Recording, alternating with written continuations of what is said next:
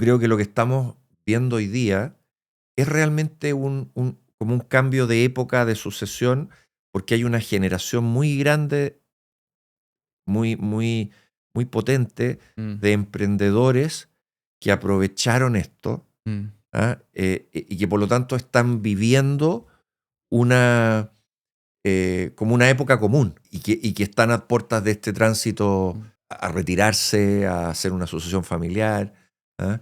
Eh, porque generaron pequeñas fortunas, ¿ah? Claro.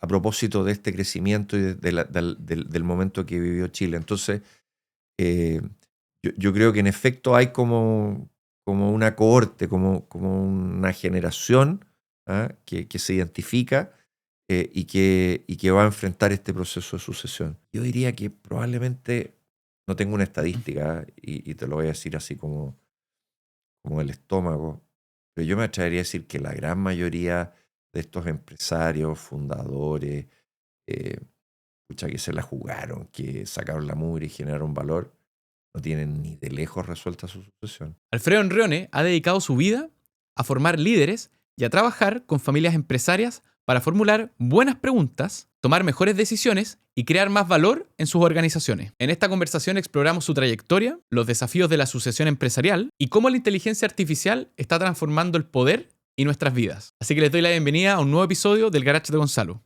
un espacio donde exploraremos la historia y el futuro de los negocios tradicionales, el arte de construir comunidad en Internet y la irrupción de la inteligencia artificial. Pero antes de partir quería comentarles que existen miles de negocios cuyos dueños buscan quien los continúe. Se quieren retirar, no le quieren dejar el negocio a cualquiera y no tienen algún familiar que los siga. Hoy mi desafío personal es encontrar una empresa con estas características. Así que si eres uno de ellos o conoces a alguien que esté en esta situación, escríbeme. Además en arreleo.com estamos construyendo la mayor comunidad de sucesión empresarial en Chile, donde iremos compartiendo y traspasando todo nuestro aprendizaje para que más negocios sigan vivos, generen empleo y continúen con su historia. Aprieta el botón suscribir y nos vemos en el episodio. Les aseguro que vale la pena. Alfredo, gracias por venir al podcast. Encantado, Gonzalo. ¿Ah? Yo sé que es viernes y es un poco tarde, Una pero semana larga e intensa, pero sí, bien, no, muchas gracias. sí.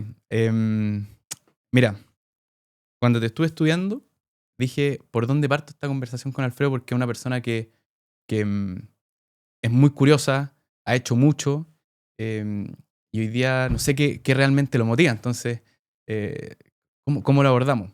Y hay una cosa que me quedó dando vueltas del material que hay tuyo en internet entre tu newsletter hermoso, que es el Better Boards, Better value. Better Value, y el podcast que salió hace poco de ti, que es tu pasión por crear.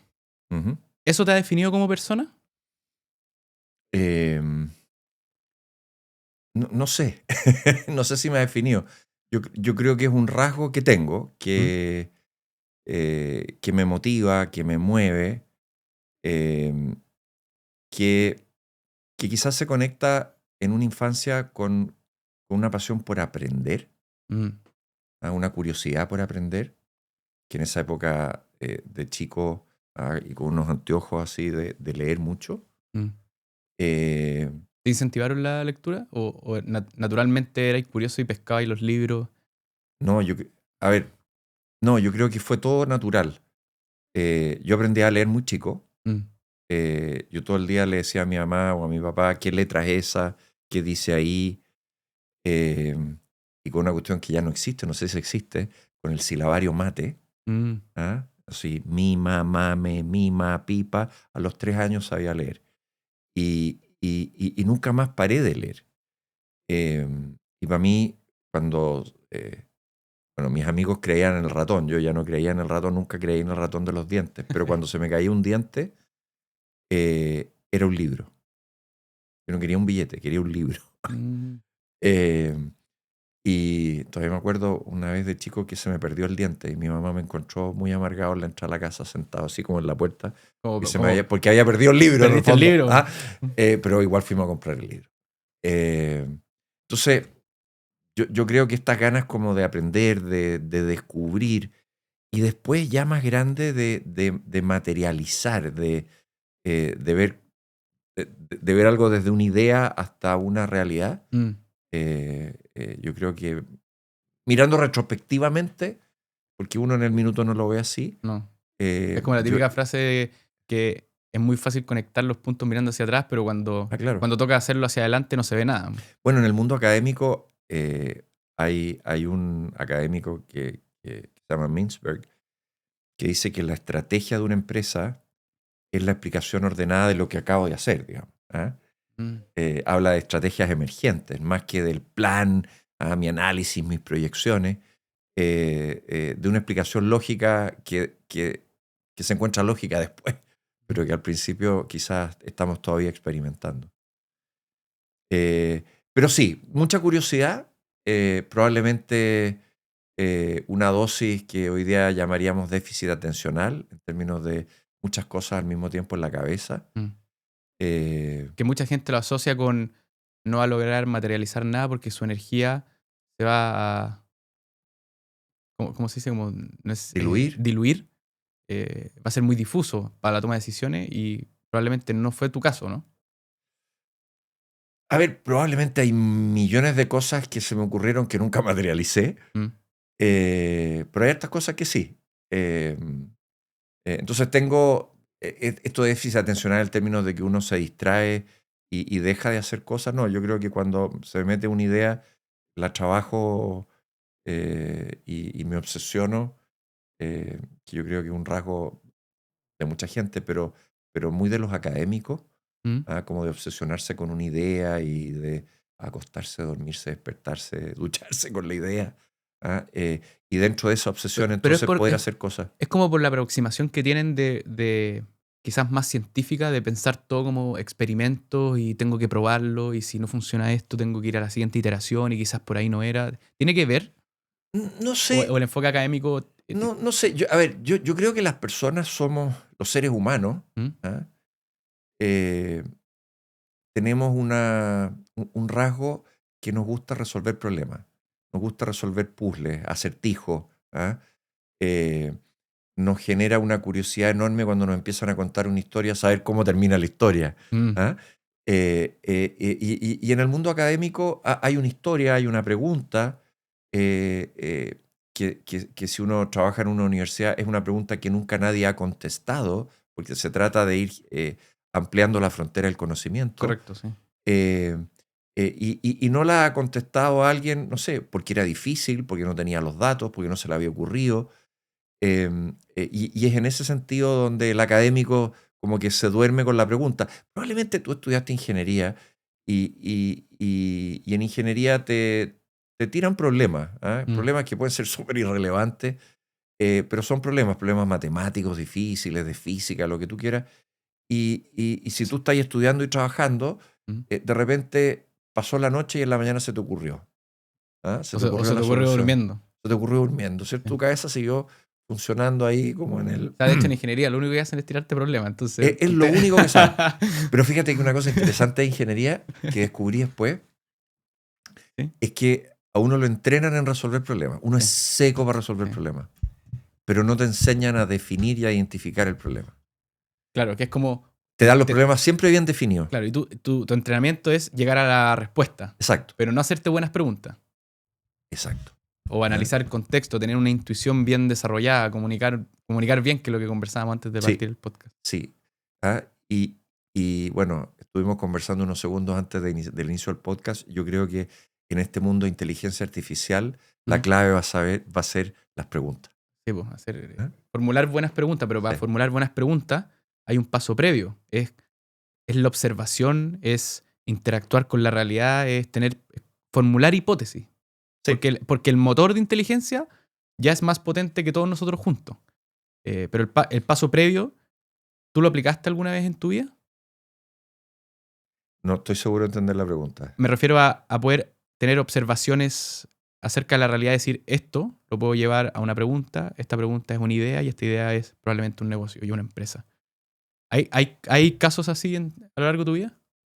A ver, primero, y no sé si probablemente no te voy a contestar la pregunta de esta forma, pero ¿Mm? eh, yo trabajo en una escuela de negocios. Ok, ¿Ya? Y en esta escuela de negocios, el método esencial de enseñar es a través de plantear preguntas. ok. ¿Ya? Nosotros discutimos casos de negocio, ¿no? Eh, Y todo el arte de enseñar es plantear buenas preguntas. Entonces, Gonzalo, ¿por qué crees tú que esto fracasó? ¿Qué habrías hecho tú? ¿Qué alternativas pensaste? ¿Por qué pensaste en esas alternativas? ¿Cuál es la alternativa que te gustaría? ¿Consideraste otra? ¿Por qué te gustó esa más? Ah, excelente. Oye, ¿cómo pensáis ejecutarla? ¿Qué desafíos ves? Y de repente Pepito opera completamente distinto. ¿Y qué cosas le ves tú a lo que Gonzalo dice que, que a ti no te hacen sentido? ¿Se te ocurren alternativas mejores? ¿Qué consecuencias podría tener esto? ¿No? O sea, a través de oye, y si definiéramos distinto el Mm, problema, mm. ¿no? ¿Esto de que la empresa pierda plata es un problema o es un síntoma de un problema? ¿Cuál es el problema de fondo? Entonces, eh, a través de esa conversación, que a lo mejor de una forma media pretenciosa uno la llamaría socrática, porque Sócrates enseñaba con preguntas. eh, Y que curiosamente, perdón que te interrumpa, Alfredo, pero curiosamente alguien, o quizá a mí nomás, nos enseñó que contestar una pregunta con otra pregunta era mala educación, pero quizás es parte de la dinámica. Y por eso eh, quizás no estamos entrenados para hacer buenas preguntas, porque nos da un estoy poco, seguro, nos da un poco de vergüenza como, oh, estoy hice una seguro, mala pregunta y me va a contestar con una pregunta. estoy seguro. Mira, esto es divertido porque estoy saltando y esto te demuestra lo del déficit atencional, ¿no? Sí, Pero dale nomás. eh, ¿Mm? una parte importante hoy día de mi actividad académica, intelectual, etcétera, tiene que ver con el mundo de los directorios. Mm, Yo estoy convencido de que una de las herramientas más poderosas que tiene un director de crear valor es hacer buenas preguntas. Es iluminar a través de una pregunta algo que los demás no están mirando. ¿Ah? Es abrir posibilidades. mm, Es mucho más potente una buena pregunta que de repente simplemente una buena idea. claro. Porque la pregunta tiene respuestas abiertas, ¿ah? Abre posibilidades eh, y moviliza y te saca a lo mejor de ese espacio chico en la caja donde estás pensando. Mm. Entonces, yo creo que una buena pregunta es una herramienta poderosísima. Mm. Y a lo mejor esto viene desde el mundo académico o simplemente de la curiosidad de resolver problemas. Ya, pero antes de. Y ahora Dale, creo que te lo voy a preguntar mejor. Antes de llegar al S, sí, que yo entiendo per se también es un emprendimiento. sí. em, ¿Qué cosas viste para crear las cosas que fuiste creando en el camino? ¿Alguna empresa que fundaste? Em, A ver, bueno, yo partí, no sé, como que uno mismo es su propio emprendimiento en cierto sentido. mm, el Eh, camino del desarrollo personal, le dicen hoy día. sí, eh, yo me fui al IESE a hacer mi doctorado porque alguien, un querido amigo y mentor, profesor de la Católica, Nicolás Magluf, me abrió esa posibilidad. Y fue en muchos sentidos una locura porque yo me iba 4 años y tenía plata para vivir 3 meses. Eh, La clásica del mundo del emprendimiento. Uno, exacto, ¿no? el sobreoptimismo, bueno, tengo, No, tengo no, caja para no, pero es que, poco. pero es que yo pensaba, seguro que lo vamos a poder resolver. Y, y si no resulta, yo me estaba yendo a vivir a Barcelona, le pediré plata prestada a alguien para el pasaje que después podré pagar. Y me vuelvo. Ya. Así fue. Ujú. Y yo me fui recién casado. Mi señora fue cómplice en esta suerte de irresponsabilidad. Y además fue un sustento enorme. El mejor socio que uno puede No, escoger. increíble. Porque llegamos allá y me acuerdo que fui a buscar un departamento donde vivir Mm. y me dicen, ya, tenéis que dejar más 3 meses de garantía. Yo no, es que con esto yo el día No 1 hay. ya estoy pato. ¿Ah? Eh, y afortunadamente encontramos unos chilenos Mm. que se iban a ir, entonces hablamos con los dueños no me pidieron los 3 meses de garantía, ya logramos asentarnos. Después, eh, Llegaste a estudiar apare- al IES, al po. IESE, sí. Ya. Lo que pasa es que el IESE me ofrecía una beca. Mm. ¿Ah? Pero la beca era básicamente que no me cobraba la matrícula por el primer año. Y era una matrícula bastante cara. Pero yo tenía que vivir. Y como te digo, tenía para vivir 3 meses. Mm.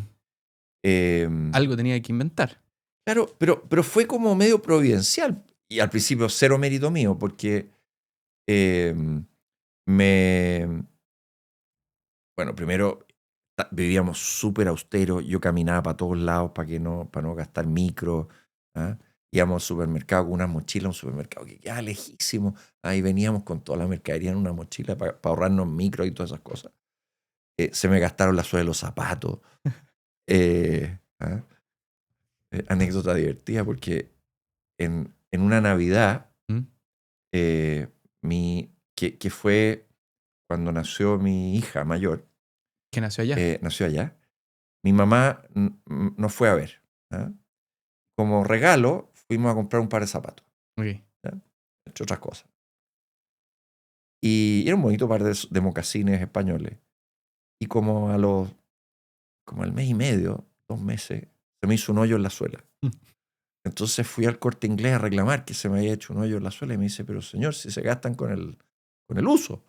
No, pero si yo ando en auto, ¿cómo se le ocurre? Y me los cambiaron.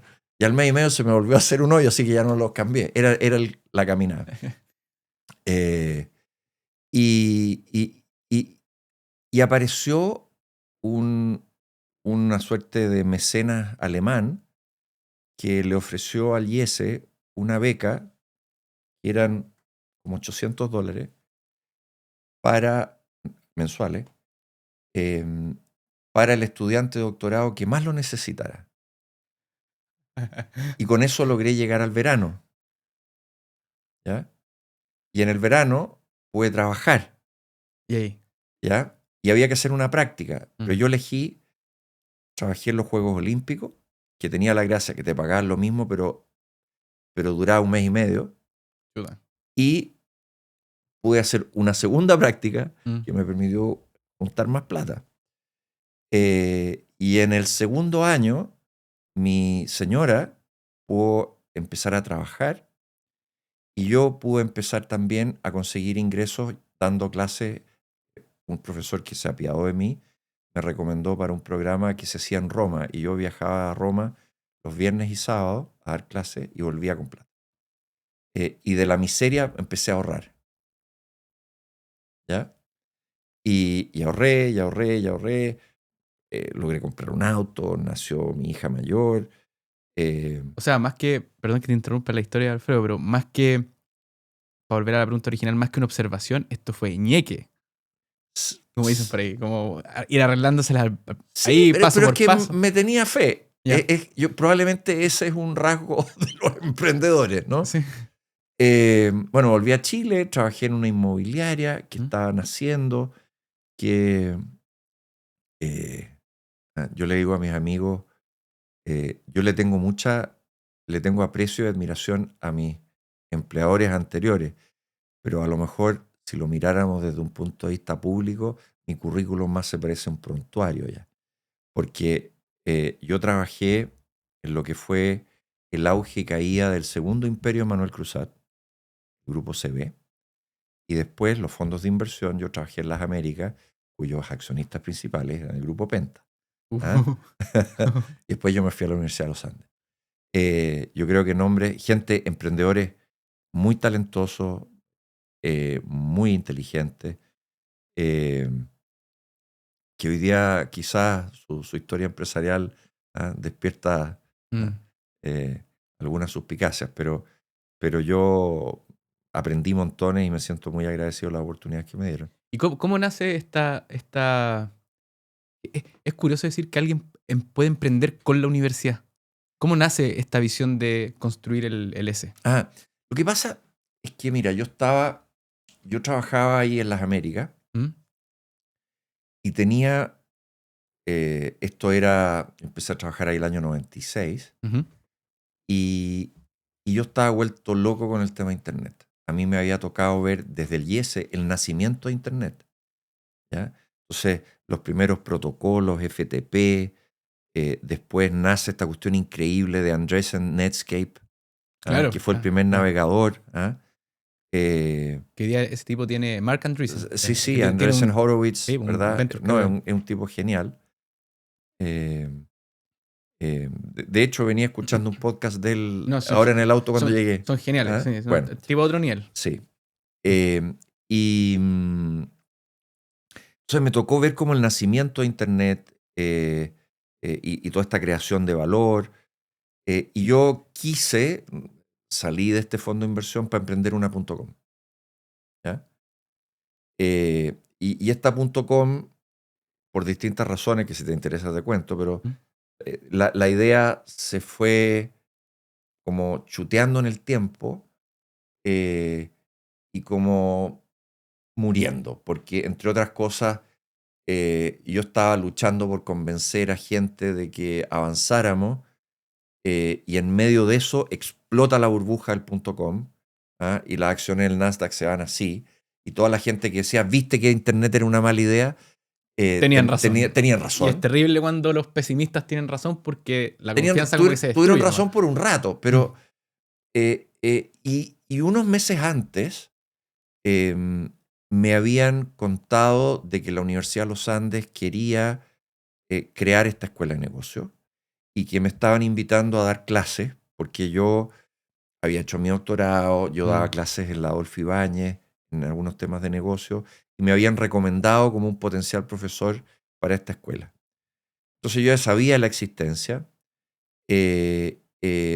y en este acercamiento, mientras yo estaba como peleando que no se me muriera mi .com, me pidieron que me involucrara en este emprendimiento que era la nueva escuela de negocios. Y como que mis afectos, mi entusiasmo y mi energía, al Empezaron final a ir. me empecé como de afectar, digamos, de esta .com y me empecé a enamorar de esta idea, porque yo siempre pensé en el mundo académico, pero no encontraba el lugar. Claro. Yo quería un lugar especial. Y de hecho yo dije, no, yo cuando vuelva a Chile, yo quiero trabajar en el mundo académico, pero tengo tan poca experiencia práctica que voy a ir a trabajar al mundo ejecutivo para después ir al mundo académico. Ese era mi plan cuando me metí al mundo de la empresa. Claro. Pero el mundo de la empresa era fascinante y me estaba yendo bien y me encantaba. Y a lo mejor si no hubiera nacido el S como opción, yo estaría metido en el mundo de los negocios desde siempre. Y este S, y quizás ahí hay algo relacionado con tu pregunta inicial. A mí me encantan los problemas que son como infinitos. Porque cuando uno ya resuelve el problema, como que te da lata. Por ejemplo, ¿Qué son los problemas infinitos? Eso para la gente que no necesariamente entiende. me refiero a que, por ejemplo, yo soy un cocinero competente. Me gusta la cocina. Pero la cocina puede ser todo lo sofisticada, compleja y difícil que tú quieras. Siempre tú aprendes más y te das cuenta de que hay mucho más todavía que no sabes. Ok. ¿Ya? Me encanta la fotografía. Soy un fotógrafo competente. Y tengo probablemente no poca plata en vidrios, digamos, lentes y cosas así. No, por eso te fijaste tanto en las cámaras cuando Sí, llegaste. sí, sí. Y, eh, y también es un hobby que tú puedes llegar a un nivel de competencia, pero también es infinito. Y cuando yo pensé en el S, imagínate, en Chile, esto nace a principio del año, nace en la cabeza de alguien el año 99, empieza a operar el año 2000. Y eso que la infraestructura en esa época de la universidad yo creo que ni siquiera estaba tan desarrollada, de haber estado el La edificio. universidad tenía dos edificios, la Universidad de los Andes, el edificio de ciencia y el edificio de humanidades. Y nosotros teníamos una oficina chiquitita en el edificio de humanidades, pero toda la actividad se hacía en Casa Piedra. Ok. ¿Ya? Ahí arrendábamos un salón, nos daban almuerzo, teníamos unas pizarras, yo logré construir como unas tarimas para generar una sensación como de un aula con desniveles. Qué bueno. Y se hacía todo ahí. Y era divertido porque yo daba la clase, borraba la pizarra, después venía algún otro profesor, me iba a discutir el menú al día siguiente o la semana siguiente con la gente de Casa Piedra. Después planificaba con mi maletín ir a vender el programa que venía después. Diseñaba los contenidos de lo que íbamos a hacer. Una cosa así, sí. Pero una etapa muy entretenida. Iba a buscar ya ni existen, pero teníamos que ir a una película o alguna escena, entonces yo traía el videocassette de mi casa, ¿no? Lo conectábamos ahí a un televisor y lo veíamos. Entonces, para mí este era un sueño infinito porque yo decía... ¿Qué queríais resolver Yo, con el yo LC? yo quería construir una escuela de clase mundial. ¿Ah? Y yo pensaba en lo siguiente, ¿cuánta gente podría soñar en Chile con construir algo de clase mundial? ¿Una empresa de clase mundial? Yo decía, es difícil porque, claro, si tú eres minero, sí, tú podés jugar en las ligas mundiales. Ok. ¿Ah? No sé, está en el mundo forestal, del papel, sí, porque tenemos unas ventajas, pero si un gallo dice, no, yo quiero armar una empresa tecnológica chilena de clase mundial, uy, qué difícil. Mm. Pero yo sentía que podíamos construir una escuela de negocios de clase mundial. Y me acuerdo... ¿Y sentíais, por ejemplo, que la Adolfo Ibáñez no estaba a ese nivel o la Católica, que han sido como quizás los referentes en negocio? No sé si los referentes en negocio, de haber pero percibido. lo que pasa es que yo decía, mira, ¿Mm? cuando yo miro las mejores escuelas de negocio del mundo, y este era parte como de lo que yo me decía a mí mismo, ¿Mm? y después de lo que usé para reclutar profesores que eran top en Chile, que se incorporaron en el 2002. Yo le decía, Entre ellos, profesor John. John Martínez, Un Álvaro grande. Pessoa. Yo estaba en una clase con John y es impresionante el hombre. Sí, espectacular. Cómo Es expone. una estrella en su área. Mm. Y yo les decía, oye, piensa tú en Harvard Business School. Piensa tú en INSEAD en Francia, ¿Mm? London Business School en Inglaterra, el IESE en España. ¿Qué tienen en común estas escuelas de negocio de clase mundial? Sí, tienen varias cosas. Bueno, tienen una infraestructura de clase mundial, sin Claro. duda, ¿no?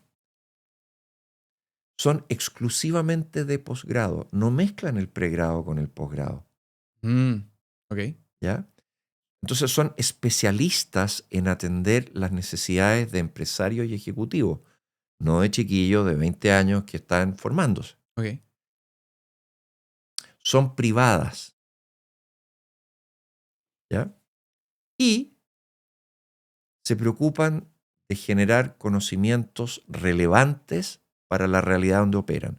No son meros repetidores de contenidos que se hacen en otras partes. ¿Ya? Wow, claro, eso responde a tu inquietud inicial de quiero generar conocimiento que esté en la frontera o ir más allá. Y que sea relevante, Mm. ¿no? Entonces, yo les decía a estos profesores, mira, hoy día, ¿qué es lo que es el S? Nada. No somos nada. Po. Esta oficinita donde estamos sentados. Son nuestras ideas, no somos nosotros nomás. Los cursos que hemos dado en Casa Piedra durante 2 años, ¿Mm? con, no sé, 70 egresados, y un sueño. Pero este es el sueño. Vamos a hacer algo de clase mundial. Mm. ¿Qué oportunidad, qué empleo tenéis chance de ser protagonista de un proyecto de clase mundial? Y bueno, tuvimos la posibilidad de que me creyeran y se sumaron y somos de clase mundial. Yo creo que no todavía. ¿Ah? Por cierto, en Chile, sin ninguna duda, somos yo creo que referentes en muchos aspectos. Y todavía nos quedan montones. Y a lo mejor nos vamos a demorar 100 años en llegar. Pero ese es un proyecto infinito, para mí. ¿Sabéis qué? Yo he observado, sobre todo por el mundo de los search funds y como donde me estoy moviendo hoy día, Ujú. que hay una dinámica muy interesante que quizás puede estar ahí como en el roadmap futuro del S, es que los profesores en Stanford, por ejemplo, son activamente participantes en negocio. Sí. Sí. Bueno, yo estuve 1 año en Stanford. Y pucha, con todo el afecto enorme, y de hecho por eso estoy aquí con Chile, yo decía, ¿por qué alguien que tenga plata ¿Mm? porque cuesta muy caro vivir ahí, Muy caro, sí. podría querer vivir en un lugar distinto. Para mí eso era Disney World. Todos los días a ver, con una cantidad de ideas estimulantes, con gente increíble, en un De toda la edad y ecosistema. con unas ambiciones gigantescas. Pues eso. Sí, es que Stanford y Palo Alto, digamos, y Silicon Valley, por ponerlo en un sentido, Mm, es un ecosistema tan increíble que uno entiende por qué las empresas se hacen ahí, por qué la mm, gente está ahí, por qué están dispuestos a pagar decenas de miles de dólares por vivir en un cuchitril, porque estar ahí es increíble. mm. ¿Ah? Es una confluencia de talentos que viene de todo el mundo. Capital, redes, No, pero tú te todo. vayas a comer un sándwich al McDonald's Mm. y el cajero te habla y te pregunta, ¿y usted qué hace? Ah, no, mire, es que yo estoy trabajando acá en McDonald's, pero yo también tengo un emprendimiento o estoy tratando de estudiar no sé qué.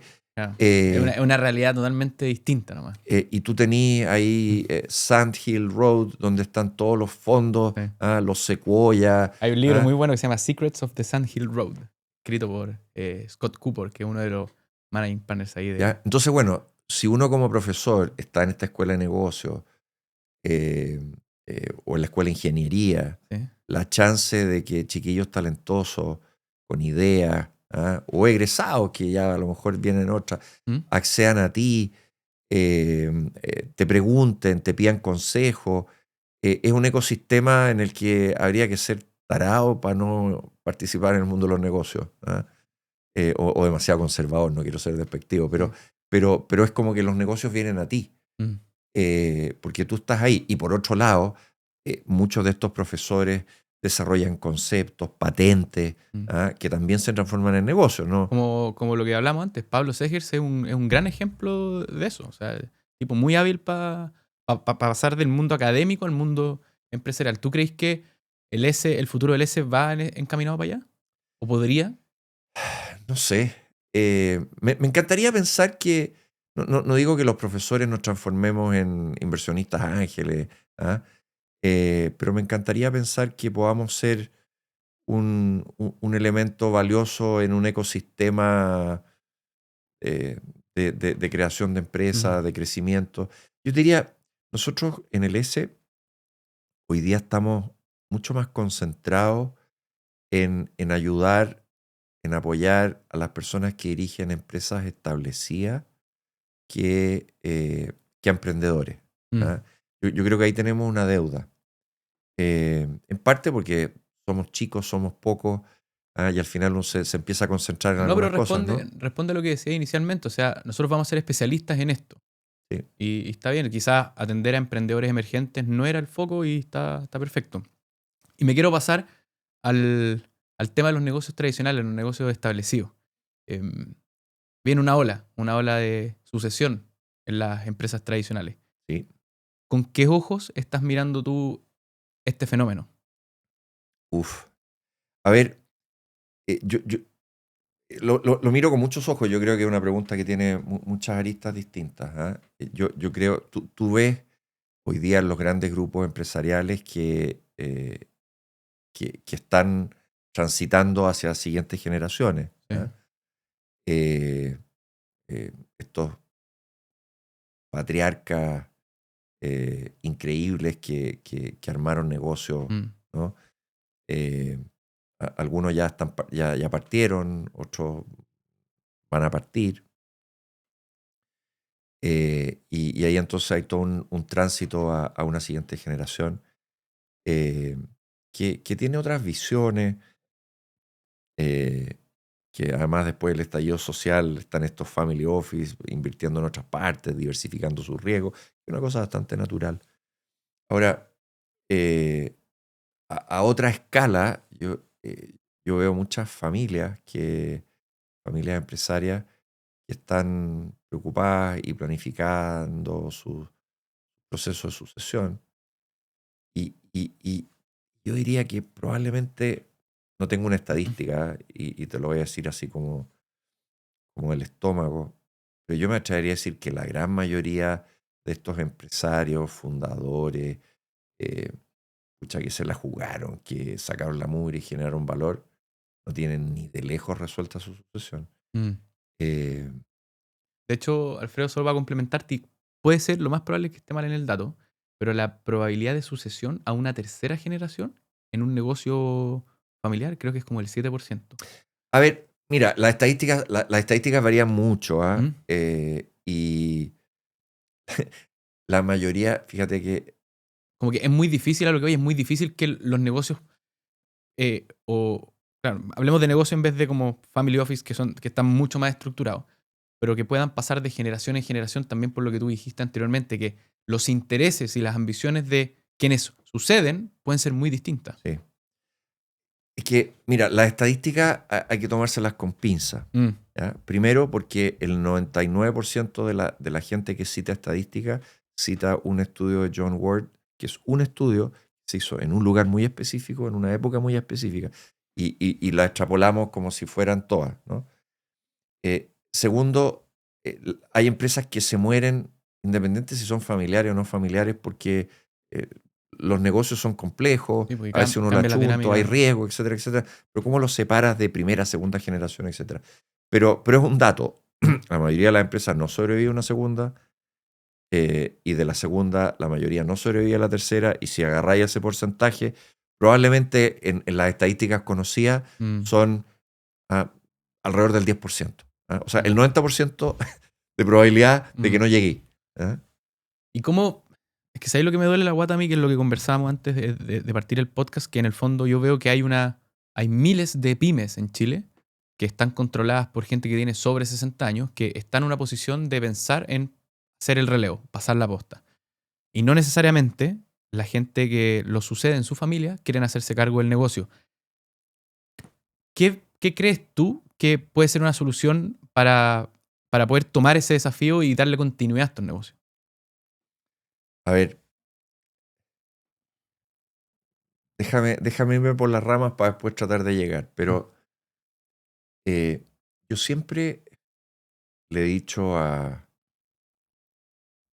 amigos, ujú, a alumnos en clase, eh, a emprendedores, que un excelente test de la calidad de tu gobierno corporativo como empresa ujú. es el test de las 3 B, pero no es el bueno, bonito, barato, el bueno, Bueno, bonito, bonito, barato, barato. barato, ¿no? Es el del bonito, valioso, vendible, Ok, ¿ya? ok, entiendo. Eh, Porque si tú identificas una oportunidad, una necesidad, Mm, eres capaz de satisfacer esa necesidad a un costo por debajo del que la persona que tiene la necesidad está dispuesto a pagar, acabas de identificar una oportunidad de negocio. Pero mientras eso dependa de ti haciéndolo, mm. eso no es una empresa, es un negocio. Pero si eso tú lo puedes vender y no depende de ti para ser operado, tú tenías ahí una empresa, ¿ah?, bonita, valiosa, vendible. Entonces, cuando muchas veces, o sea, tú en el dueño, una empresa mediana, Mm. familiar o solo, o un par de socios, ¿no?, que están ahí en la operación, me dicen, oye, es que, ¿qué hacemos?, ¿no?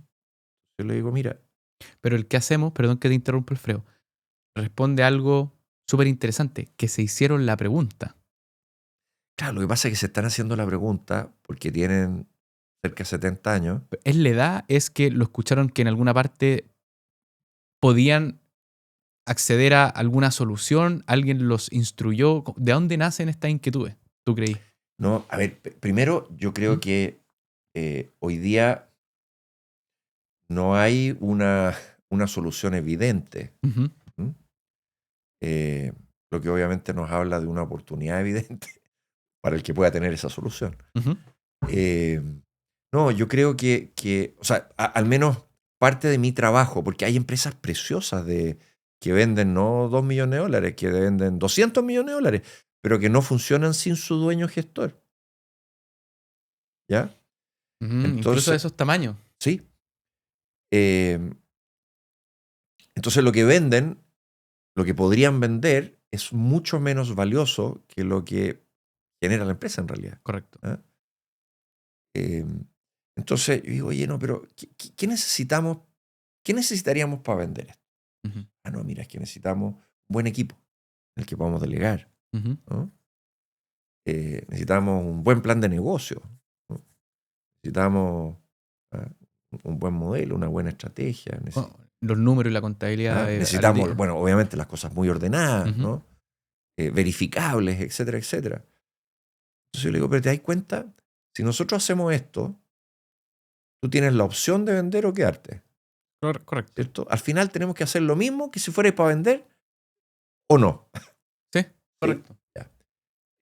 Y esa es la forma, y eso es responsable porque tú lo que estás haciendo es trabajar para que tu empresa te trascienda, Correcto. Que ¿sí? no dependa de ti. Que no dependa de ti. Mm, O sea, que te podáis morir y la empresa sigue funcionando. claro. ¿Ah? Entonces, hay muchos negocios que terminan siendo vendidos al valor de los activos, Mm, ¿ah? Al valor de los contratos. De repente hay muchos dueños que tienen la suerte que generaron un negocio que en realidad es invendible, pero arriba un inmueble que ganó mucha plusvalía. claro. ¿Ah? Y al final ahí está el patrimonio, pero Mm. ya no está en el negocio. Eh, entonces, yo creo que ahí hay un problema, no sé si de siglo país, probablemente un problema mundo, pero en Chile es muy claro. Eh, Porque es y un fenómeno demográfico, finalmente, que es lo que hablábamos al principio. Es una generación que llegó a una edad en que probablemente se está haciendo estas preguntas o está inquieto de alguna manera con esto y no necesariamente sabe con quién hablar, qué preguntas hacerse. Tú me mencionaste un camino, que es este dueño de negocio que en el fondo se hizo las preguntas y tú con las preguntas correspondientes le hiciste ver que en el fondo, si es que logra que la compañía opere sin él, entonces que debiese ser el camino original, ¿cierto? Ahí tiene algo que ya es valioso, que es especialmente que es valioso. especialmente ¿Sí? valioso. Sí. Pero, Pero no tengo una solución ¿mm? así mágica. ¿Tú crees que es un problema? O sea, va a ser un problema en los próximos, no sé, 5 o 10 años si es que, claro, no hay una solución, todavía nadie tiene una solución a escala para resolver esto, pero si es que no lo abordamos o no lo discutimos y lo ponemos en boga para que la gente haga algo. Yo creo que a ver, mira, yo creo que sí. ¿Ah? Déjame como, de nuevo, como que darle vuelta a la pregunta, pero ¿Mm? primero uno diría, bueno, pero esto debería estar ocurriendo siempre, porque pucha, la gente nace, crece, envejece y se muere. ¿Mm? Entonces, ¿por qué este problema ahora? ¿Por qué no estaba el problema antes? Claro. ¿Por qué no va a seguir el problema después? ¿No? Yo tengo la impresión de que en Chile, por la historia que hemos tenido, nosotros vivimos, bueno, los años 70, después 80, 90, un periodo de privatización, de regulación, Correcto. crecimiento económico. ¿Ah? Y tú tienes, por ejemplo, por poner a dos personas que admiro mucho en términos de lo que le aportaron al país, un Horst Polman o un Juan Cuneo, Correcto. ¿ya? Que crearon un valor enorme, pero arriba de una ola de crecimiento país, Mm. de crecimiento de los ingresos, de aumento del consumo, de sofisticación de gustos, ¿ah? De De crédito para desarrollo país. desarrollo El país, timing ¿ya? los acompañó para desarrollar estos grandes O sea, ellos le consorcios. hicieron una apuesta y capitalizaron sobre este momento país. Mm, Entonces, yo creo que lo que estamos viendo hoy día es realmente como un cambio de época de sucesión, porque hay una generación muy grande, muy, muy, muy potente mm, de emprendedores que aprovecharon esto, mm, ¿ah? Y que por lo tanto están viviendo una, como una época común. mm, ¿Ah? Eh, y que están a puertas de este tránsito mm. eh, a, a- a- a retirarse, a hacer una sucesión familiar, ¿ah? Eh, porque generaron pequeñas fortunas, ¿ah? Claro. A propósito de este crecimiento y del momento que vivió Chile. Entonces, eh, yo creo que en efecto hay como una cohorte, como una generación, ¿ah? que se identifica y que va a enfrentar este proceso de sucesión. Y ahí me dijiste una cuestión súper interesante, que es el generaron el patrimonio, ¿cierto? Mm. Y en tu newsletter escribiste un artículo sobre esto, que después salió como un artículo en el Diario Financiero, si no me equivoco, que es el del patrimonio emocional Ah, versus el patrimonio financiero. Sí. claro. Y una de las cosas interesantes que me quedó dando vuelta es que decías que frecuentemente el patrimonio emocional es más determinante para la continuidad que el financiero. Sí. ¿Qué queríais decir con eso? Si nos puedes explicar bien. Mira, lo que pasa es que las familias construyen patrimonio financiero porque Una actividad económica. sobre todo una familia empresaria, estoy pensando, ¿no? Claro. Tienen un negocio, crecen, y si tienen suerte, trabajan duro y les va a ir bien. Pero las familias también prosperan en el tiempo y se mantienen unidas en el tiempo en la medida en que construyen otros activos, que son este patrimonio emocional. ¿Y qué es lo que es este patrimonio emocional? Mira, el otro día conversaba con un grupo de personas de familias empresarias y les decía, mira, las familias empresarias que permanecen en el tiempo no son las que no pelean, son las que pelean, pero saben pelear.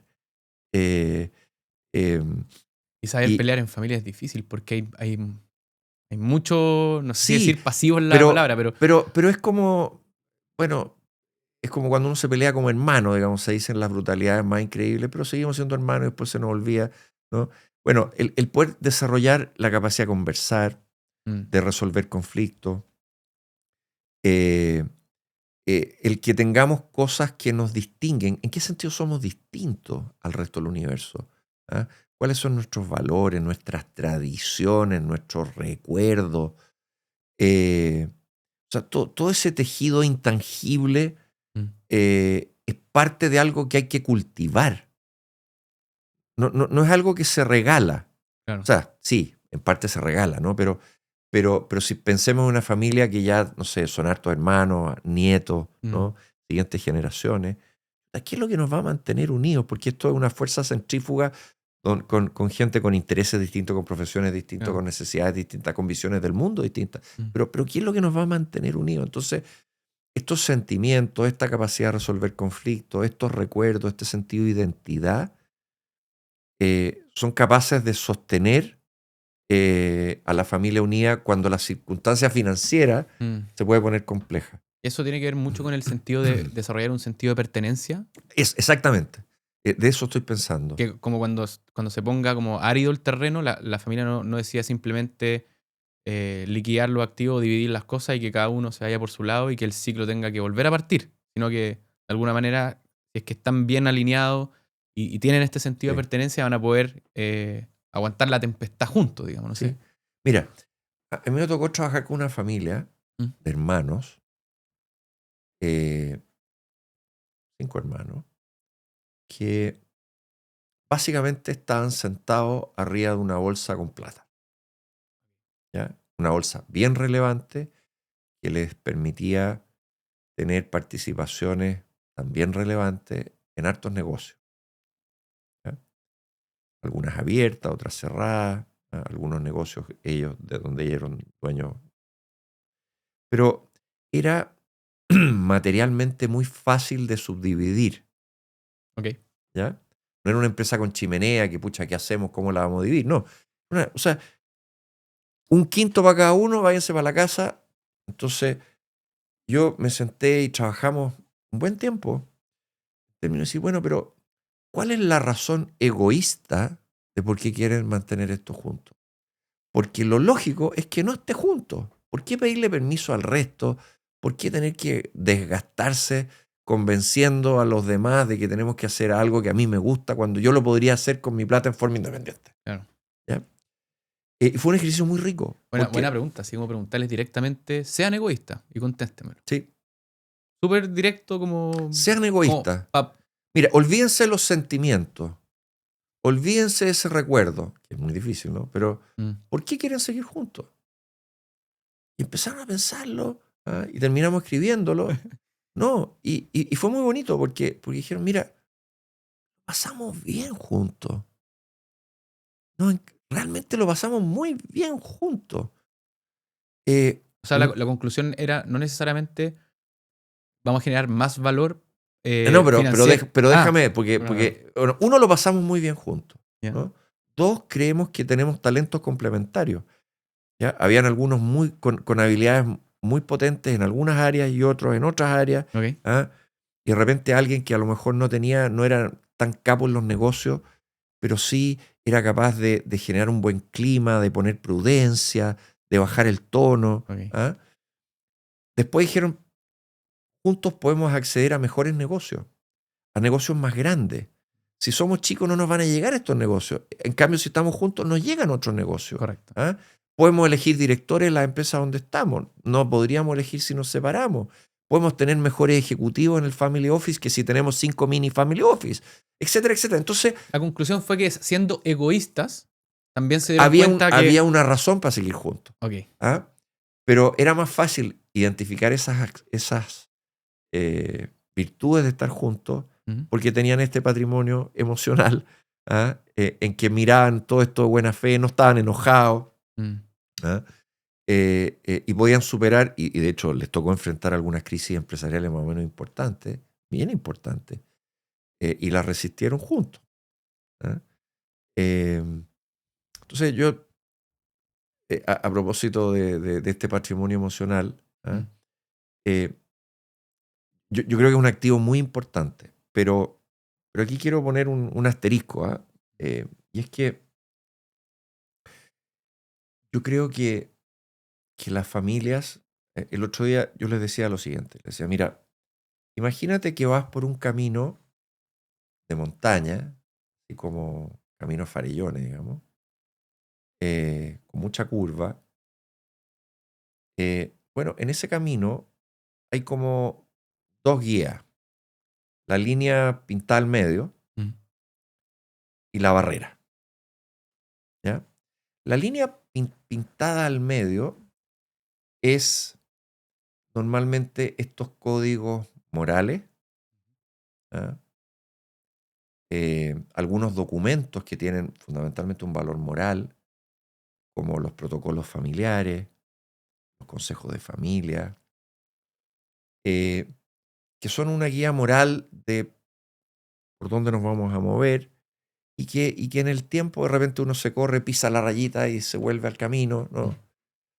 Eh, pero para mí también las familias tienen que pensar que en ese camino de repente cae nieve, hay neblina, hay hielo, ¿ah?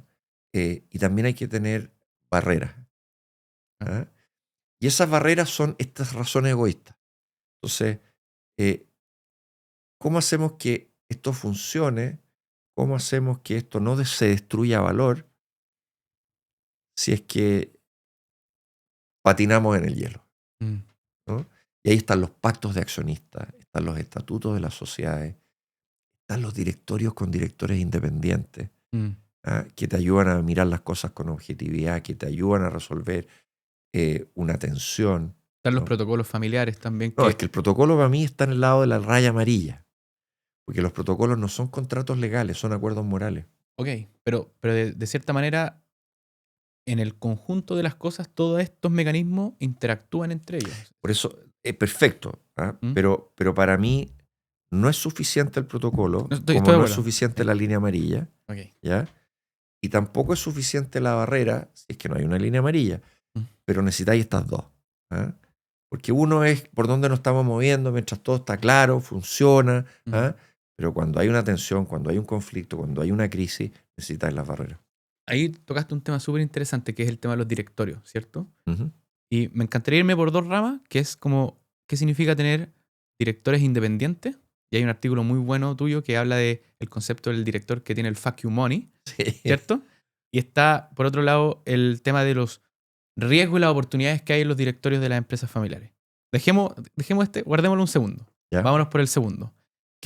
¿Qué desafíos, qué oportunidades veis tú en los directorios de empresas familiares hoy día? ¿Son directorios que están outdated, se podría decir, como necesitan renovación? ¿Que están poco letrados en temas de tecnología como la inteligencia artificial? ¿Qué es lo que estás observando tú en general? A ver, mira, Yo, bueno, yo me dedico a trabajar el tema de los directorios hace muchos años. ¿Mm? Eh, yo tengo una visión bastante crítica que yo no distinguiría sí, a priori de que los directorios de las empresas familiares tienen, eh, son peores que los no familiares. ¿Ah? Ok. Yo diría bueno, tienen una estructura de propiedad distinta porque hay una familia, Ujú. ¿ah? Eh, pero en sí no los considero peores. Lo que sí es que tienen, yo creo que algunas necesidades donde un buen directorio y directores independientes tienen más chance incluso de agregar valor que una compañía cualquiera, ¿ya?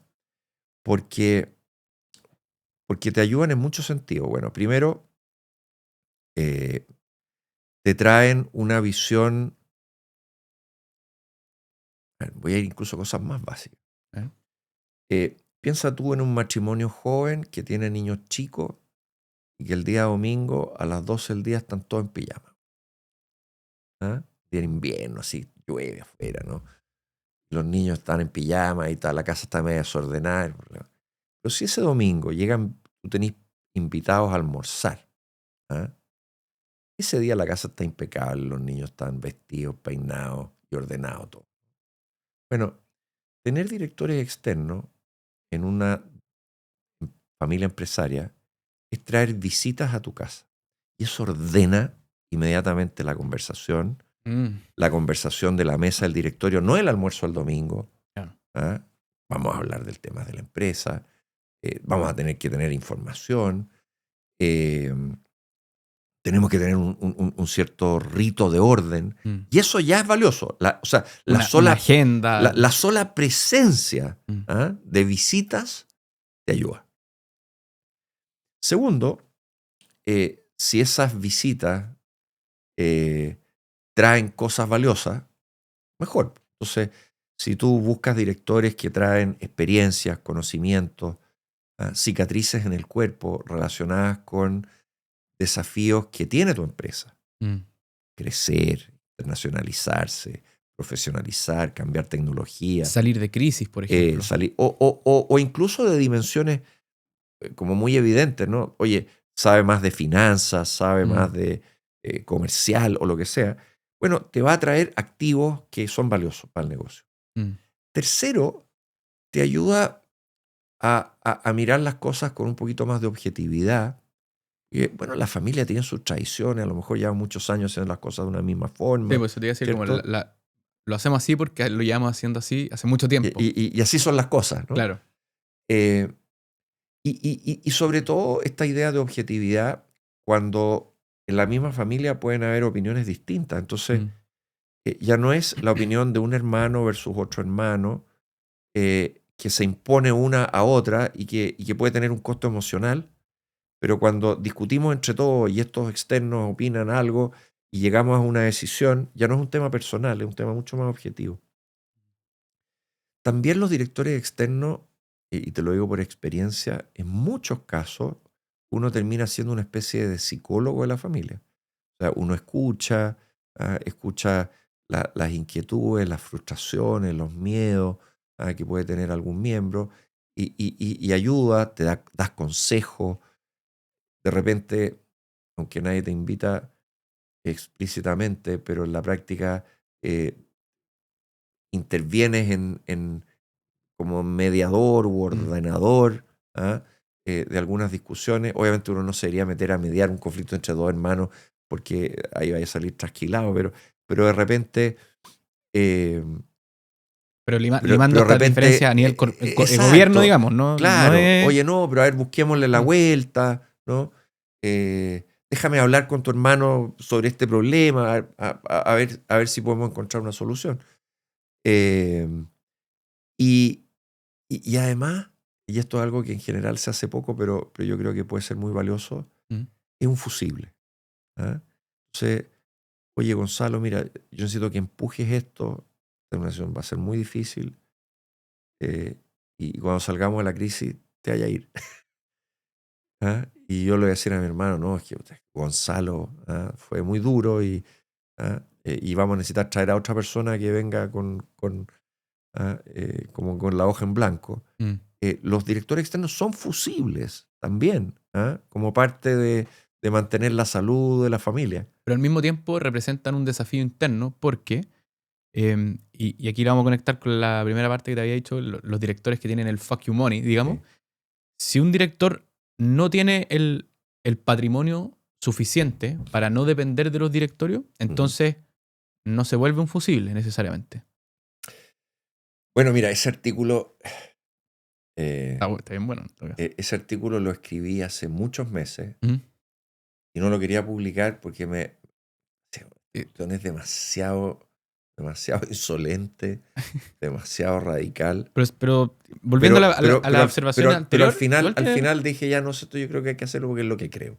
Mm, A ver, el tema de fondo es que todos los directores de empresa legalmente deben ser independientes. ¿Qué quiere decir esto? Los directores de empresa, independiente de quién te designa, independiente de quién eres, tu deber es tomar decisiones que velen por el interés de la empresa, no por el interés de un accionista. Eso es lo que dice la ley. wow. ¿Ya? ¿Ya? Y por lo tanto, no sé, imagínate que tú eres un accionista, me nombras en el directorio como accionista, a lo mejor tú esperas que yo defienda tu interés. Legalmente yo tengo que defender el interés de la empresa, aunque no necesariamente sea tu interés. Y tú te vas a enojar, Sí. ¿ya? Y te vas a frustrar, y a lo mejor me vas a echar, ¿ya? Entonces aquí está entre el deber legal, que también es el deber moral de ser independiente, del sentido práctico. ¿Ah? Entonces, cuando yo escribí esto del fuck you money, yo pienso de que, a ver, yo tengo algunos amigos y algunos conocidos que no son tan amigos, que yo les admiro, me saco el sombrero, porque son de un nivel de independencia, de un sentido de libertad. Intelectual, digamos. O sea, ellos dicen lo que piensan. Y Bacán. lo dicen bien, tampoco son innecesariamente pesados. Ujú. O Como, sea, pueden ya. ser delicados al decirlo, pero dicen lo que piensan. Y si no están de acuerdo, dicen que no están de acuerdo, Mm, aunque incomoden al resto. Ahora, la mayor parte de la gente, si decir algo incómodo podría arriesgar mi estilo de vida, claro. a lo mejor me lo voy a pensar. ¿Ya? Entonces, el espíritu de este fuck you money que tú me decías Por el título. es que es más fácil para alguien que no arriesga su estilo de vida Mm, ser independiente. ¿Ah? claro. Ahora, esto extendamos a otras cosas. Uno en el directorio, si tú eres una familia empresaria, no invites a un amigo al directorio, porque ahí también comprometiste su independencia. Eh, y si digo lo que pienso y arriesgo mi amistad, Claro. ¿ya? Si yo soy el abogado de la familia, Mm, no lo invité al directorio, chuta, voy a dejar de ser, voy a perder la pega y un claro. cliente, ¿no? Si eres un asesor en general de la Mm. empresa, ¿qué digo? ¿Voy a perder la consultoría y voy al directorio? Mm. ¿Ah? O sea, el mensaje ahí finalmente es como entiende bien la malla de incentivos antes de tomar una decisión como Exacto. esa. O sea, piensa en los criterios que podrían comprometer la independencia de esa persona. Correcto. ¿Ah? Hay empresas en Chile donde, son muy poquitas, pero donde el pago al director es muy relevante y para cualquiera. O sea, hay, así como con una mano, pero son empresas que te pueden pagar $1.000.000. Ok. ¿Ya? Eh, entonces, ¿cuánta gente está dispuesta a tirar $1.000.000 por la ventana por decir lo que piensa? ¿Ah? No sé si yo estaría dispuesto. ¿Ah? Es una Eh, buena pregunta. no sé. ¿Ah? Porque también no es que uno se mire en el espejo y dice, vendiste tu alma por $1.000.000, desgraciado. No. A lo mejor tú dices, no, capaz que tenga razón. ¿Ah? Quizás no es tan así. Y uno lo racionaliza. Mm. ¿no? Porque te tenés que mirar al espejo y no sentirte mal. Pero en verdad nosotros tomamos decisiones emocionales y después las justificamos. Entonces, eh, ahí está un poquito el argumento de fondo Mm, de este artículo, ¿no? mm, De que tú quieres que sean independientes o no. Si tú quieres que sean independientes, chuta, no hagas cosas que van a comprometer esa independencia. mm. ¿Cuál fue el directorio más desafiante que tuviste en tu vida? ¿Y qué aprendiste de ello? Uf, eh, yo creo que, bueno, son las circunstancias y uno probablemente ve desafíos complejos en muchos directorios, Mm, pero yo recuerdo con especial, eh, un lugar muy especial en mi experiencia profesional, el periodo que me tocó ser director en Construmart. Eh, Porque además yo había estado en directorios de empresa. mm. ¿Ah? Tuve la suerte de que muy chico, a través de fondos de inversión, me pude sentar en directorio con pesos pesados al lado, ¿ah? Y aprender de ellos.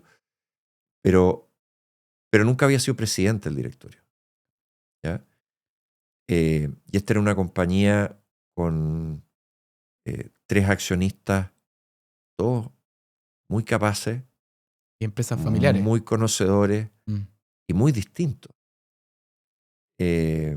En un negocio que había estado desafiado desde el punto de vista del negocio, con un gerente general nuevo, con buena parte del equipo gerencial nuevo, con un cambio en el modelo de negocio, que venía como eh, a reencantarse, a volver a crecer, a recuperar la ilusión, ¿ah? mm, Después de 10 años de una fusión que no había dejado satisfecho a sus accionistas, al punto que habían querido tratar de venderla, no habían podido venderla, mm. por lo menos no la habían podido vender en el precio que creían que valía, digamos, y habían decidido entonces, bueno, arreglémosla nosotros. Entonces, el desafío como del negocio era precioso, difícil, pero precioso. Y estaba ahí en esa época tú como Alfredo Enrione, en esa posición del director que puede tomar decisiones de manera independiente sin comprometer al menos eh, quizás sus intereses. Erais muy joven, po. A Entonces, ver, más desafiante quizás en ese sentido era. mira, y si quieres me crees, digamos, ¿ah? Pero, Te creo, yo sí te no, creo. no, no, pero yo no me puedo quejar de que me haya ido mal en la vida. Ok. Al contrario, soy súper agradecido y probablemente de mis pares del colegio, de mis pares de la universidad, en promedio me ha ido mejor. Oriundo de Rancagua, sube por ahí. Sí. ¿Ya? Nacido en Santiago, pero criado en Rancagua. Económicamente me ha ido bien, Ujú. ¿ya? No me puedo quejar de nada. Al contrario. Pero nunca he tomado una decisión por plata. Nunca. Eh, he renunciado a cosas que me pagaban más, pero que no me gustaban, digamos. Mm, Y que me pagaban mucho más mm, y que no me gusta. ¿Ah? Entonces, yo en ese sentido en los directorios, digo, he tenido directorios súper bien pagados, otros menos bien pagados, y nunca he pensado en que se comprometa mi independencia. Ahora, nadie me ha pagado $1.000.000. ¿Ah? A lo mejor ahí me la pienso. ¿Ah? Somos humanos, ¿no? Pero, pero hasta ahora, mm, ¿ah? O sea, está bien, yo tenía 40 años, tenía probablemente una situación patrimonial distinta a la que tengo hoy día, mm. eh, pero yo me sentía muy libre. Mm. Y el ¿Ah? desafío ahí, en esa época, cuando fuiste presidente del directorio de Construmar, era, era un desafío intelectual, así como me tengo que sentar con estos pesos pesados que me llevan años y patrimonio, y yo tengo que tratar de articular bien esta relación y transferir esta relación hacia los resultados de la compañía. ¿Eso es lo que te movía? Claro, mira, déjame ¿Mm? así como teorizar un poquito, pero para explicarte mejor en qué estoy pensando. No, no. El, el mundo A ver, yo siempre le digo a mis alumnos, sobre todo los más chicos que son MBAs y que igual son bastante más grandes que tú, digamos. ¿Ah? Pero les digo, mira, a ustedes como personas de empresa les pagan por hacer que las cosas pasen. Mm. Y ustedes tienen herramientas para hacer que las cosas pasen. Y tienen dos tipos de herramientas. Tienen las herramientas que te da el cargo y tienen las herramientas que ustedes se llevan y que son de ustedes como personas. Las herramientas que te dan los cargos son el nivel de autoridad jerárquico. Entonces tú eres gerente y puedes contratar gente y puedes firmar contratos, manejas ciertos recursos, etcétera, etcétera. Otra cosa que tienen los cargos es como un entendimiento de la relevancia que tiene el cargo dentro del negocio. Por ejemplo, en una empresa minera, el gerente de operaciones es mucho más poderoso que el gerente comercial, porque la minera entiende que las operaciones impactan más los resultados que el gerente comercial. Probablemente en una empresa de consumo masivo el comercial es más influyente que en una operación. Tu nivel de visibilidad, ¿ah?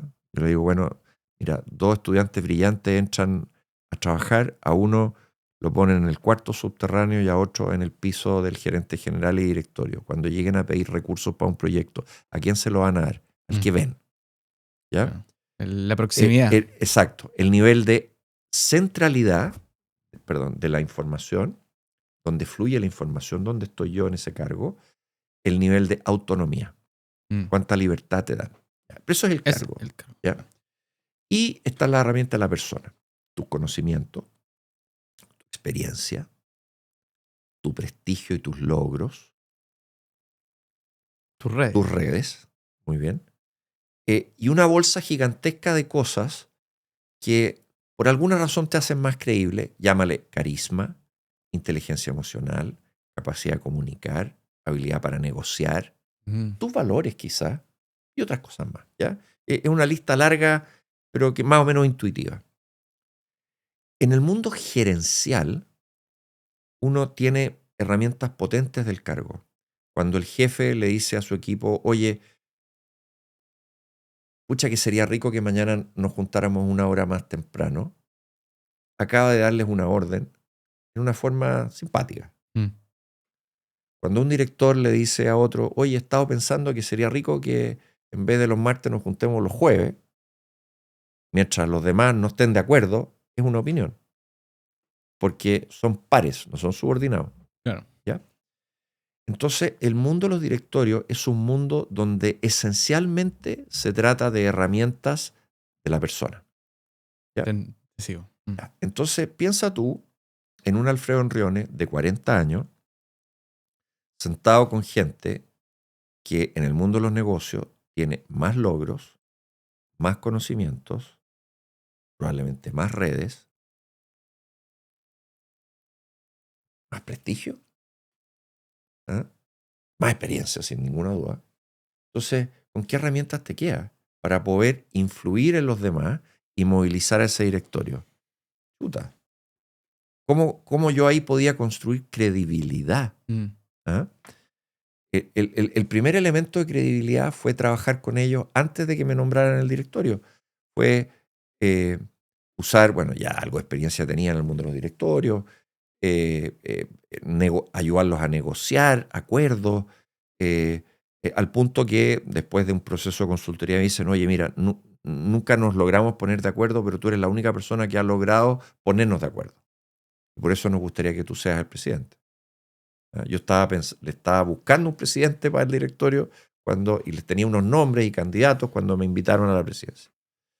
Entonces, para mí era un desafío como político.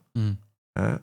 No solo había un desafío técnico de negocio que estratégico, que para mí era fascinante, sino que era un desafío político muy complejo, porque cómo movilizas a esta gente que no son sus subordinados, no son tus sushi, ¿no? Tú no eres el dueño de la compañía, y los convences de hacer o dejar de hacer. ¿Ah? Además, coordinados entre ellos. Claro, ¿cómo los coordinas? ¿Cómo los alineas? ¿No? Cuando además venían y son todos fantásticos, pero muy distintos. Claro. ¿Ah? Y Y ahí entonces estaba como mi desvelo. ¿Ah? Mm. Y por otro lado, mi lado académico era como tratar de recrear lo que habíamos vivido en el directorio y decir, "Ay, ¿qué pasó acá? Qué interesante. Este dijo esto otro, yo dije, esto funcionó, esto no funcionó. ¿Ah? Y tratar como eh, registrarlo para mi lado académico como un aprendizaje. ¿Qué aprendí aquí? ¿No? Eh, entonces, ese directorio, y en esos años, desde fin del 2005 hasta 2010, fue increíble, como experiencia, como aprendizaje. Y ahí, Alfredo, esta es una duda que me está saliendo ahora, que no necesariamente tiene que ver con tu camino como presidente del directorio, pero pensando en el Alfredo que tenía que influir sobre gente mayor, con más experiencia, más redes, más todo, ¿cómo, no el cómo, sino qué consejo le daría a la gente joven que necesita y quiere aprender de gente con más experiencia para poder llegar a ellos y tener buenas conversaciones que aporten valor bidireccionalmente? Bueno, depende mucho de las circunstancias, pero, y esto es algo que hay un artículo clásico, ¿Mm? eh, ¿El efecto Ben Franklin, no, creo que se no, no, llama? no, que se llama cómo administrar a tu jefe. ¿Ah?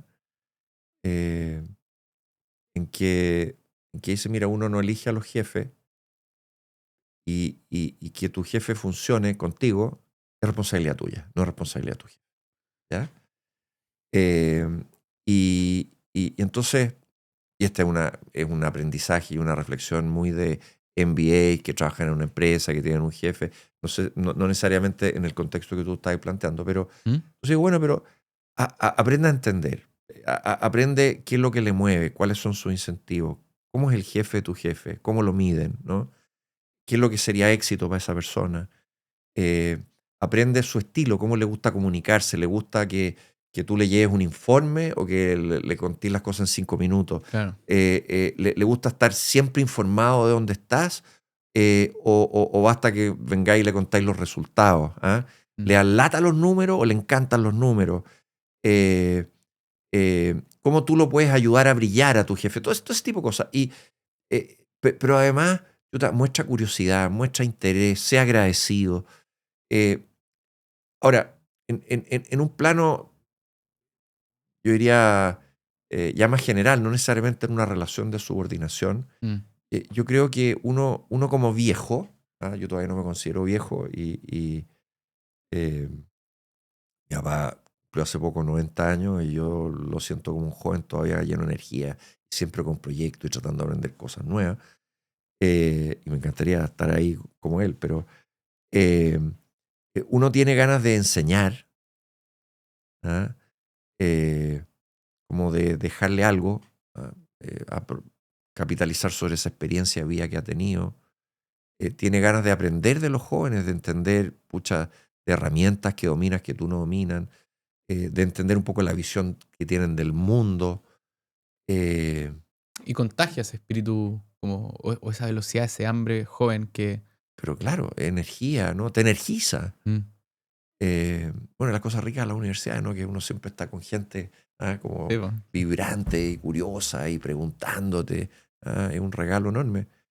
Eh, entonces, yo creo que una persona joven tiene que mirar, bueno, con mucho respeto.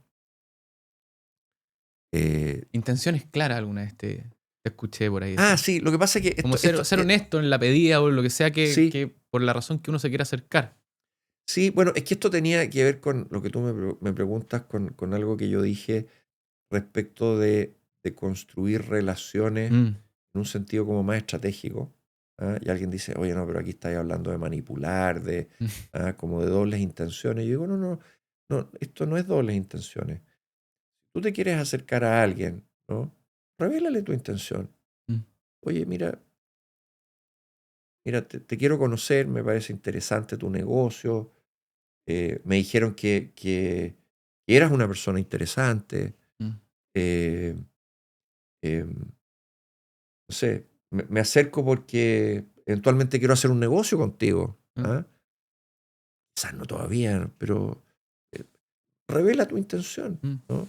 De Si hecho, es que la tienes clara, de digamos, hecho, como ¿no? ejemplo, podemos usar el por qué estamos construyendo el episodio del podcast hoy día. Yo sinceramente, te escribí por LinkedIn, te dice, oye Alfredo, ¿cómo estás? Me leí tu artículo de patrimonio emocional versus patrimonio financiero. Te di una breve intro de qué hacíamos. ¿Te interesaría esto? Y dije, bueno, una de esas me responden. Bueno, ¿Y te interesó? exacto. No hay una doble intención. Claro. Fuiste súper directo. No sé si después me vaya a querer vender algo, no. Al final del episodio. Le voy a hacer. Ah, pero me generó curiosidad, Mm. ¿cierto? No Eh, tenía idea, por ejemplo, que te gustaba el tema de las cámaras, pues me di cuenta aquí.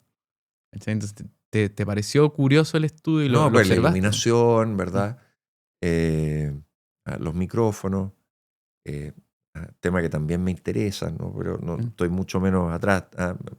Tengo unos micrófonos Rhodes. Mm. Eh, y, mm, y muy transparente, ¿no? Mm.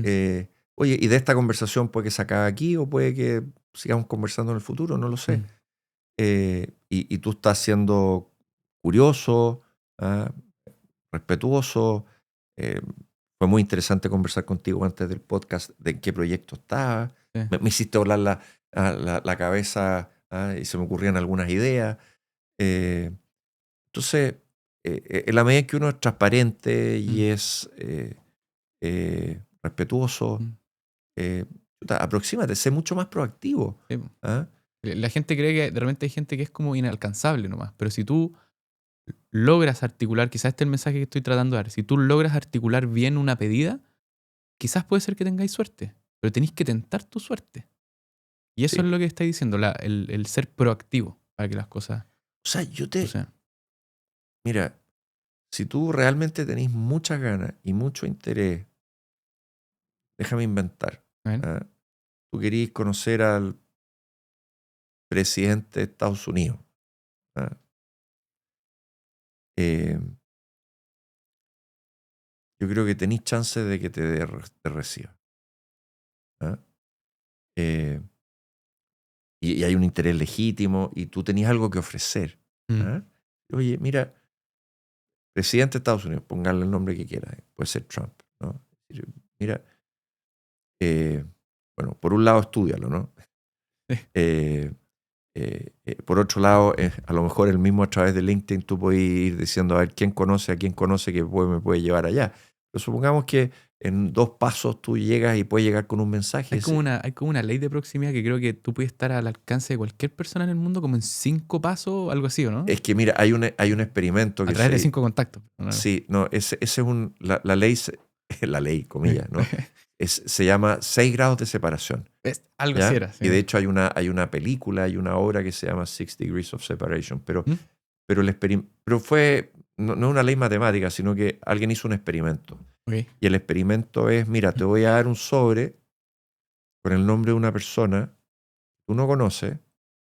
Si tú no la conoces, dale este sobre a alguien que podría estar más cerca de conocerla. ¿Ya? Y esa era la instrucción, ¿no? Entonces, por ejemplo, John Mukambo, Kenia. Toma, si no conozco a nadie. ¿Conozco a alguien que pueda conocer a alguien en Kenia? No. ¿Conozco a alguien, no sé, un embajador que a lo mejor pueda conocer a un embajador en Kenia? Ya, pum. ¿Ya? John Mukambo, Kenia, no tengo idea. Pero yo sí conozco a un embajador de Kenia. Pum. ¿Mm? ¿Ya? El embajador no conozco al John Mukambo, ¿no? No te Pero quiero interrumpir, pero ya. ya, bueno, resulta que hicieron este experimento Ujú. y todas las cartas llegaron a su destino antes de 6 pasos. Entonces dijeron, entonces 6 pasos es la máxima distancia posible en el mundo. Esto lo han vuelto a hacer con redes sociales, Mm. ¿ya? Y son menos de 6 pasos, ¿ya? O sea, tú miras tu red de LinkedIn y tú puedes llegar a cualquier persona en 3, 4. ¿Ah? Incluso si pagáis LinkedIn en uno. En uno, ¿ya? Claro, ¿ya? Pero yo no, me niego a pagar, Sí, yo tampoco. ¿ya? Pero entonces, tú en estos pasos, tú podrías llegar con una carta al presidente de Estados Unidos, decirle, presidente, yo soy tal persona, ¿ah? por todas estas razones tengo un Mm. interés brutal. A lo mejor a usted le interesaría escuchar lo que yo tengo porque acá hay algo que, según entiendo, a usted le interesa, ¿no? Y pucha, en la remotísima posibilidad que usted en un viaje, qué sé yo, si usted me pudiera dedicar 2 minutos, yo... capaz que le caiga ahí simpático y te invite. Pues. No, no te va a pagar el viaje, pero te podrá recibir un día que andáis visitando Washington, ¿no? Pero hay que tener las patas, es el emprendedor. Como te pasó a ti probablemente cuando fuiste, me puedo equivocar en citar la historia, pero ¿le escribiste alguna vez a un profesor Sí, que te dio el café y después aprovechaste ese vuelo para escribirle a otro y te armaste una seguilla así de fue. cafés que si es que tú no hubieses sido proactivo, no, jamás hubiesen sucedido Así porque fue. esos tipos no te estaban mirando activamente a ti. No, pues, no sabes ni que existes. Claro. Pero tú dices, existo. Fíjate que además de existir, hago algunas cosas que a ti te pueden interesar. Mm. ¿Ah? Ya, ok, te doy el café. Tomemos un café. Mira, existo, soy yo, ¿no? Sí. Eh, eh, mira, tengo algunos comentarios sobre algunas cosas que tú has escrito porque me han gustado mucho. ¿Ah? Mm. Tengo algunas preguntas sobre cosas que tú has hecho porque me han interesado. Y tengo algunas ideas de cosas que podríamos hacer juntos, que en una de esas te interesa. Mm. ¿Ah? Ahora, para que podamos hacerlas juntos, tengo ganas de venir para acá. Y claro. ¿Ah? Y ahí lo vas Y así articulando fue. paso a paso. Alfredo, mira. Último tema y con esto te libero. Inteligencia artificial. Y aquí, por favor, siempre esta sección del podcast a mí me gusta que los invitados se puedan equivocar, que digan cosas que no necesariamente son así, porque es una tecnología en constante desarrollo y lo que digamos hoy día puede estar mal mañana. ¿Cómo ves tú que la inteligencia artificial está impactando los directorios? Esa es la primera cosa. Y la segunda es, ¿cómo te maravilla a ti? ¿Qué cosas ves que la inteligencia artificial va a impactar en la vida de las personas, incluso en la tuya, y va a hacer que el mundo vaya hacia un mejor lugar? A ver, primero, hay un libro que me encantó, que es un libro del año pasado, de un profesor de Wharton que se llama Ethan Mollick, ¿Mm?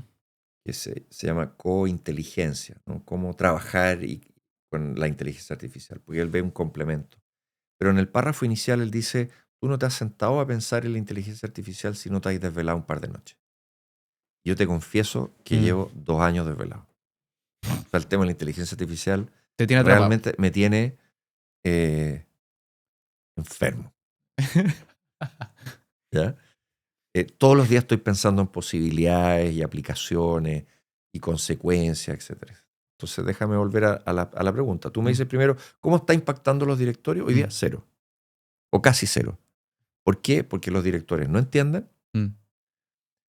La inteligencia artificial está afectando negocios, pero yo creo que en una forma media invisible para los directorios. Mm. Los directores, probablemente por un tema de edad, Mm. o sea, pensemos en Chile, los hombres directores de las compañías grandes promedio a 63 años, las mujeres 57, 58, porque llegaron un poquito después al mundo de los directorios, pero no son personas que hayan estado... Nativos digitales, digamos.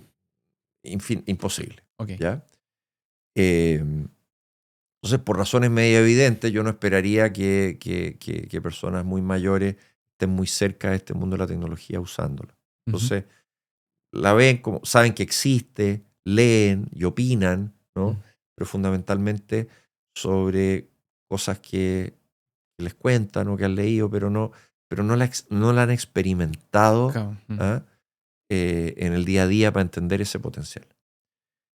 Yo creo que va a tener un gran impacto en los directorios, en muchos sentidos. Los directores hoy día, a ver, y no pretendo hacer una lista exhaustiva porque tendría que escribirla y sentarme un rato a pensarla, pero te Mm. voy a dar algunas cosas que para mí son evidentes. Los directores tienen como 2 grandes roles, por ponerlo. ¿Ah? Un rol de control y un rol de creación de valor y estrategia. Ok. ¿Ya? Tienen otro, ¿no? Pero por ponerlo en dos dimensiones. Entonces, en el rol de control, bueno, tienen que procesar mucha información, tienen que asegurar que las cosas se están haciendo bien, tienen que hacer un un mapeo y una gestión de riesgos, tienen que, de alguna manera, cuidarle el patrimonio a los accionistas. Ujú. Bueno, la inteligencia artificial va a ser una herramienta poderosísima para poder procesar en tiempo real información, levantar alarma, resumir información, incluso tomar decisiones Mm. sobre toda esta cantidad infinita de información.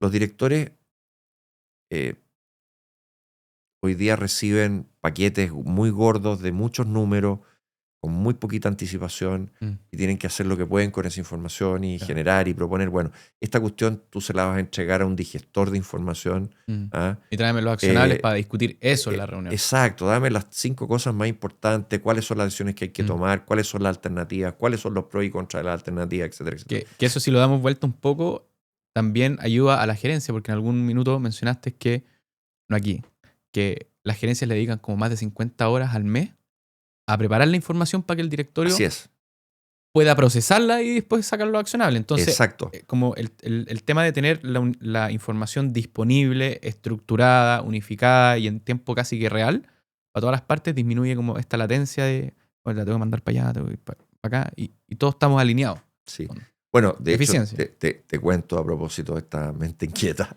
¿Sí? de que estoy trabajando y voy a lanzar, ya tengo una MVP. Alfredo AI. No. De hecho, se me ocurrió un nombre divertido. No sé si tú has visto que en los metros de Londres ¿Mm? te dice Mind the Gap. Sí, po. ¿Ah? Van a Que en el acercarse al fondo es borde. cuidado con el.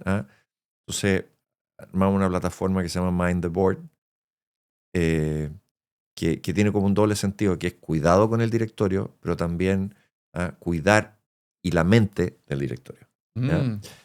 Y es toda una plataforma para digerir información, generar alternativas, analizar pros y contras, identificar los accionables y ayudar a los directores a focalizarse en las cosas importantes. Qué buena. ¿Ya? Y meterle toneladas y toneladas de Mm. información, comparar esa información con los benchmarks de mercado, Mm. mirar la industria, Y que esa no sea la eh, pega del director, sino que la pega del director sea cómo decidir. decidir. Eso. ¿Ya? Y el otro eje de valor ¿Mm? tiene que ver con pensar en la estrategia, con pensar en el futuro, con proyectar escenarios, con generar soluciones, ¿no? El valor y el control. ¿Te puedo interrumpir 2 segundos ahí? Sí, Que dale. acá hay de nombrar la estrategia, que es un tema que me lo salté, pero creo que es el momento. Tú en algún minuto dijiste que la empresa, el directorio y el mercado, como tú estás viendo hoy día el mundo, van totalmente a velocidades distintas. Sí. ¿Tú crees que la inteligencia artificial en ese sentido puede ayudar a que estas cosas empiecen a correr más o menos en no sé si a la misma velocidad, pero para evitar un poco este desacople tan Yo creo que sí. difícil que estoy viendo? Ahora, estas cosas no se adaptan a la misma velocidad, o sea, al mismo tiempo. Claro. Yo creo que probablemente va a ayudar a la empresa a leer y acoplarse al mercado un poco más rápido, Mm. ¿ya? Y lo último que se van a acoplar van a ser los del directorio, cuando de repente debería ser al revés. Pero va a ayudar a sincronizar Perfecto. este desacople. Entonces ahí yo veo otra herramienta que es, como digo, analizar el mercado, entender tendencias, mirar escenarios, analizar posibilidades y ayudar a tomar decisiones que crean valor. Y ahí en esta plataforma también estamos pensando en, oye, generemos simulaciones, proyecciones, mercados, Entretenido. exploremos, etcétera, etcétera, ¿no? Y la otra pregunta que me decías tú un poco, Para eh, ti, tu eh, mm, a ver, yo creo que, y esto va a sonar pretencioso, pero probablemente los que me conocen van a decir, sí, es cierto. Yo me considero creativo, ujú, ¿ya? Y yo creo que no existe un mejor momento en la historia del universo para ser creativo. estoy de acuerdo. Eh, y la inteligencia artificial lo único que hace es que me hace explotar la creatividad. Mm. ¿Ah? Eh, Contrario a lo que dicen estos estudios que salieron hace poco, que no sabemos en qué muestra el no, ser lo que humano, pasa, que lo que decían que es pasa como que es te que, atrofia la musculatura mental. Yo creo que no, si tú tenías a ver, ese motor interno de yo, creatividad yo- y yo generar creo que ideas. existe un riesgo. Mira, ¿Mm? el, los seres vivos ¿Mm? existimos porque somos eficientes en el uso de la energía. el cerebro te consume, a pesar de que pesa 1 kilo, ¿ya? De 70, de 80, ¿no? O de 90 o de 100, pero es un porcentaje chico. Te consume el 25% de la energía. Es ¿ya? muchísimo, proporcionalmente. Y por lo tanto, todas las tareas que tu cerebro se la pueda delegar a algo, las va a dejar de hacer. ¿ya? Hoy día hay gente que ya no tiene ningún sentido de orientación porque usa Waze. Ya nadie se acuerda los números de teléfono porque los tenéis guardados en algún lado. Antes eso era importante, ahora ya no es. ¿ya? Entonces, yo creo que si hay herramientas de inteligencia artificial que te sustituyen en algunas cosas, probablemente esas cosas se nos van a atrofiar. Pero por otro lado, se te van a desarrollar otras habilidades o las van a potenciar. Y yo creo que la creatividad es una de ellas. ¿ah? Pero tú eres de la idea, por ejemplo, de que el cerebro no es para guardar información, sino que es para pensar, crear, hacerse buenas preguntas. Yo pienso que no es una bóveda, ¿cachai? Entonces, bueno, sobre todo en el mundo hoy día. porque como me decía que antes era importante guardar los números de desde teléfono. que existe la escritura ya no nos tenemos que tirar toda la memoria. Claro. Pero hoy día se me ocurren infinitas ideas. ¿no? Mira, mi señora me echa tallas, pero yo todos los días en la noche dejo 2 o 3 deep research funcionando de preguntas que se me han ocurrido en el día. ¿Ya? O sea, escríbeme un artículo de 35 páginas, escríbeme un libro sobre esto, porque esto lo quiero, ¿ya? Y estos son las y al día siguiente lo quiero mirar. ¿Ah? Yo venía hoy día fui a una reunión en la mañana temprano a una empresa increíble, después si querés te la cuento, pero y de repente escucho en un podcast que mencionan una innovación. ¿Escucháis podcast en el auto? Todo el rato. Ya, bien. Ya. Es de los nuestros. Y menciona Mark Andreessen menciona una innovación en el siglo XVIII en que la Armada inglesa inventa un mecanismo para operar los cañones de los barcos que mejora la precisión 10 por y reduce la mortalidad 10 por en sus propios en los operadores. ¿ya? Y él dice que se demoraron 25 años en adoptar esta innovación que era muy evidente que era superior. ¿ya? Y lo hice a propósito de otra cosa. Entonces, yo me voy conversando en ese caso con el Claude. Me fui dialogando para la oficina. Entonces dije, búscate información de esta. Búscame de todo el research. Va en el auto y le decía, ¿tenéis Claude en la aplicación del auto y le vais conversando? Sí. No trabaja para mí, desgraciado. Si para eso te pago. ¿Ah? Ya, pero tú estás en categoría cyborg ya, pues estás como integrando las cosas. No, todo. Entonces, ya, anda, búscame esto. Ya resúmelo de esta forma, búscame ejemplos. Y ahora, mira, esta es mi idea. Yeah. Quiero que de aquí a que yo llegue a la universidad me tengáis un borrador de todo lo que se puede aprender de ese caso de adopción lenta, obstáculos políticos, organizacionales, personales, incentivos, conocimientos, culturas, valores, etcétera, etcétera, y cómo podríamos aplicar hoy día esos aprendizajes en los directorios que no logran adoptar la inteligencia artificial cuando hoy día ya sabemos que es superior, igual que los cañones. Y llegué con un borrador, ¿ya? Y le di 5 vueltas y ya tengo una cosa interesante. ¿ah? Entonces, esto es lo que hago todos los días, 10 veces. Y entonces, en mi vida, mi creatividad el otro día a propósito de escopeta, pero le mostré en un directorio a una gente que estaban haciendo una cuestión y me dice, no, esta cuestión hay que dársela, no voy a hacer neutral en tu podcast, a una candidata presidencial. Entonces, le digo, ya, mira, dame 15 minutos. Entonces, hice un deep research que dice, mira, eres un grupo de asesores electorales de clase mundial que ha venido a asesorar a esta candidata para ayudarla a ganar. Entonces, mira, estudia toda la competencia, las estadísticas, los rasgos personales, las fortalezas, las debilidades y genera un plan. Entonces me dice, después de un rato me dice, oye, pero está tercera. Aquí tiene que hacer algo radical para pasar a primera. ¿Está dispuesta? Sí. Ya, dame el plan. ¿Dónde están los mensajes? ¿Cuáles son los mensajes? ¿no? Y finalmente le entregué un jingle con los mensajes. Esos son los 15 minutos. ¿no? Oye, y la canción es tan buena que me quedé pegado con la canción. Entonces, bueno, esto para la mente creativa, ¿no? Sí. Pero en el fondo, volviendo a lo que yo te estaba diciendo antes, que toda esa capacidad probablemente que antes tú lo usabas en memorizar cosas, hoy día tú tienes un músculo nuevo, que es que en tu rutina tú entrenas con Claude, ChatGPT, Total. y estás entendiendo, ya, este modelo lo voy a usar para esta aplicación. Quizás voy a usar el Deep Research para esto. ¿Sí? Y ya estáis Es que mira, operando como un humano distinto, ¿cachai? Mira, ¿Mm? yo tengo de las versiones de pago, Sí. soy un idiota, pero tengo la versión de pago, la Pro de ChatGPT, la pagada de Claude, la ¿Mm? pagada de Gemini, la pagada de Perplexity. Tengo la versión pagada de N8N, ¿ya? Ya. Pero las uso, y las uso para cosas distintas. Sí. ¿Ah? Porque uno le ve ventajas y sabores. A este gallo escribe mejor, este investiga mejor, este alucina menos, este revisa mejor, o sea, yo hoy día hago programas de software cuando la última vez que programé fue el año 85 en la universidad, po. ¿Ah? O sea, hace un rato. Eh, O sea, ¿tú crees que el 1 billion, one person company va a ser posible? el unicornio es una persona, de todas maneras. Pero de todas maneras. No tengo ninguna duda, es cuestión de tiempo. ¿Ya? Pero yo hoy día tengo esclavos trabajando por $20 al mes que me hacen cosas y cosas valiosas. ¿Ah? Pero tú tienes una capacidad muy única, que tú sabes preguntar. Bueno, a lo mejor viene el entrenamiento de ser profesor de una escuela de negocios. Ya, pero eso es un activo invaluable. Y en general, Alfredo, ¿qué creéis?